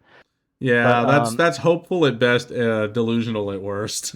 yeah, but then I mean, like I said, I haven't been inspired to write any new Gen 5 stories since Make Your Mark Chapter 4, and when I was I think yeah, because the last one I wrote was I was going off on the theory that Alphabiddle was Misty's father, and then of course we were all proven right, Yeah. and that was the last story I wrote. And then other than that, I yeah, we haven't really touched a whole lot on my Gen 5 content. By far my most popular Gen 5 series is my Forgotten series where Sunny discovers Twilight's old castle. Yes, which actually I was about to get into because, originally we might have done a reading, but, we've been here 2.5 hours. Not a problem. I'm obviously okay with that. And I love talking, so it's been a lot of fun. So instead of that, let's go over the Forgotten series because this is the other thing that interested me, and I regretted not asking a question about this in the list that I sent you. So why don't you tell everyone what the Forgotten series is about? And then I also want you to tell me what your favorite story in that series is. Um, well, it's I started writing the Forgotten series like like 2 days after I saw the movie. Um, and so you have to understand like when you create content for a show that is still developing its lore, you run the risk of having whatever you write be completely like not make any sense It gets based. retconned. Yeah, that is pretty much what happened with Cupcake Chronicles because I was running off of season 1 alone. But yeah, and then That's true, yeah. And when I read that, I have to put myself in that headspace. That's a really good point. so what the way I opened Forgotten was Sunny had gone back to Zephyr Heights to start to explore using some of her dad's old maps, Hmm. and she goes into an old like an ancient overgrown forest, and she finds Twilight's overgrown castle, which look like by now looks like a gigantic tree, and very very little of Ponyville remains. It's like if the Everfree forest grew over everything, and so half of that story is them exploring the castle and getting answers to what happened, and then the second half of that story is her opening up a museum with all these artifacts that they are finding. And then and then of course with how popular that got, I think still that is the, um, I really don't want to sound like I'm bragging, but that is I think the third or fourth highest rated Gen 5 story on the site. It I mean, almost hey, that's has something to be proud of. I don't think it it, comes across as bragging. You're just it happy. it's almost it has 1,000 upvotes. There you go. That There you go. Now it's only 11 away. that led into Forgotten the Frozen North, where I decided to go hey, let's go see what's left of the Crystal Empire, and that That one has an exceptional rating as well, actually. And yeah in that fact, if you account for the fact that it has half the downvotes, the rating's actually even better. and then that so yeah, and then I begin to explore a little bit with Sprout redeeming himself because I am an absolute sucker for redemption stories. That's why Starlight and Sunset are my favorite characters. Hmm. Definitely get And that. and so from there, the story splits off into two possible endings. Okay, so Where question. yeah, Forgotten Sunrise. Is this basically a continuation of the ending of the other story that we discussed earlier? yes, That's it is. amazing. I'm adding It this to is. my read later as well. It is both a sequel to Forgotten the Frozen North, and it also Oh, picks you up can tag to it as a sequel to two things. You did no, that. I no actually Oh, you had to link it. I get it. made it Yeah. I made it look like it. and I'm That's and I'm pretty glad smart. and I'm glad I was able to make it look like it. But no, I was only able to tag one story, Yeah, you just fooled me. I thought somehow you managed to do that. and then yeah. So I'm really glad. And then man, if you're putting these onto your read later list, I really don't want to spoil all this No, because no, no. then I don't care about spoilers. I'll forget by the time I read it. I have ADHD. Don't even worry. and then that leads into Mist of Bridalwood, where Misty comes into play, and then the Misty, other. I've heard, is like the most loved character in G5. I don't know. I haven't seen a whole lot of her. Is it true? Honestly, I think, back when she first popped in, I have never seen such a positive reception to I think the term is Sixth Ranger, from and that's a term that was coined back with Power Rangers Hmm. when they Oh added yeah, in. when they add in a sixth one because there's five. Yeah. It was like people do. Yeah, and then you already covered how some people didn't like Starlight. I Yeah, the think I seventh think I think wheel. I think Sunset was a little bit more positively received, but yeah, nothing like Misty, where it was just blind positivity for the most part. Let me And see. then And is that the and then last the one currently? And then the other direction that I went in, because I did two endings to Oh, that's Frozen right. North. I also did Forgotten the Crystal Princess, where it is not Sunset that comes back, but Flurry Heart. And Oh, my my favorite part of writing that story was this absolutely badass fight scene between her and Opaline toward the end. well, I'm gonna have to read that one too. So thank you for giving me all these things to read here tonight. This has been I wonderful. I highly look forward to hearing what you think of it. You can either Uh, hit me up in a DM or leave comment. I'll probably do both because comments will give you some heat on the stories too, and everyone likes that. Um, but yeah, And then so continue. my Go ahead. so my current, I think the only Gen 5 story I'm working on right now is come on, load, you piece of junk, is a story called Unicorn Attack. And this was a it's the first time I've done a commission, and it was for free because of this person's donation to my Extra Life campaign. That's like Oh, yep, the for Riley the Children's Hospital, which I know the a lot about that children's hospital because I was a huge Colts fan growing up. So I say that is the only time of year I stream, and I try to go for as long as I can. yeah. Um, so what this basically started as was an alternate take on Izzy arriving in Maritime Bay, where they successfully get her to the police station to be interrogated. And when it comes to the commission, that's all this person wanted.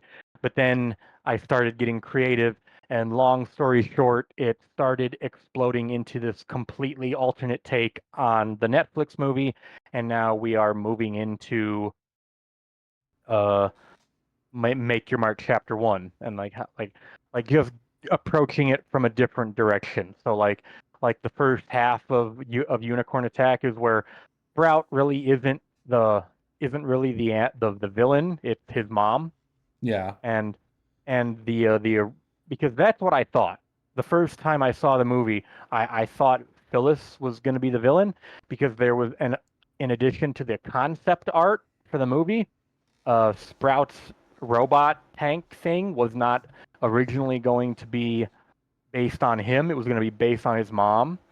So either it was going to be her in there, or Sprout was going to be so much more of a mommy's boy than he was, and they just toned him down a little bit. Yeah. Yeah, that one is the only one that is currently in progress. I'm trying to figure out how to tackle chapter one from a different point of view because honestly, Make Your Mark chapter one was pretty bad in my opinion. It Yeah. was way too long, and Zip carried the whole thing. Yeah, that's what I've heard, which I need to watch more of it. But for now, I just have one more question before we go ahead and conclude for the night. Um, what are some things that you want to say to some of the viewers? You know, you have people here who said they've read your stories for a while. We're gonna make the YouTube video. You're gonna put that on your blog. What's something you want to say to the people who have supported you for this long and still stick by you? I mean, whether you read a lot of my stories or one of them, pretty much thank you from the bottom of my heart for reading my content in your spare time because if you don't, there's no reason for me to do what I've been doing for 13 years. So truly, thank you for being there and for reading. Awesome. Yeah, couldn't say it better myself. That's we, a lot of people say they write for themselves, and I definitely get it, but it is awesome to get that viewership and know that you're making people's days better from reading your stories. Like anyone who says otherwise, they're lying. Yep. It's a great feeling to have. Absolutely. I mean, yeah, Uh, because I mean, back when I first started writing, like it only took like one or two comments for me to like just like go and like write 3,000 more words. Yeah, it brightened that- your day up. I mean, do you remember back in the day, people had the checklists on their page, like 5 Yeah. followers, 10 Back, followers. when I was writing the first story for Freedom Planet, Hmm. one of the and that's an indie game, but one of the developers was reading my story Oh my and God. was liking it, and I was like, and that made my that made my week. Wow, that would have made my life, not even my week. I'd still talk about that for years. And you know what? That's awesome to hear. That's Yeah, really cool. that put me on cloud nine, absolutely. I bet. All right, well, with that, let's go ahead and do our outros. Muggany got to do his already. Uh, I've been Lucky7 for the second half here. I got to host the SnarkCast. It was a lot of fun. We had milesprowler06 on, one of my favorite authors on FimFic, one of the most influential authors on FimFic. It's definitely an honor to chat with you. Same. Thank you for having me. You can find me on my link tree is on my FimFiction page. Mm-hmm. You can find me on FimFiction, Blue Sky, DeviantArt, Archive of Our Own. I'm on Twitch usually once a year for Extra Life in November. I'm very vocal about that in my blog. Every now and then I put up a YouTube video, and of course you can find me on Twitter. Yep. And I'm going to go ahead and link your account and link tree in the Twitch chat for anyone who's watching, and then that way we can get it in the video on YouTube as well. So it was really, really great interviewing you. But yep. Thank you for having me. Absolutely. Everyone, you all have a great night.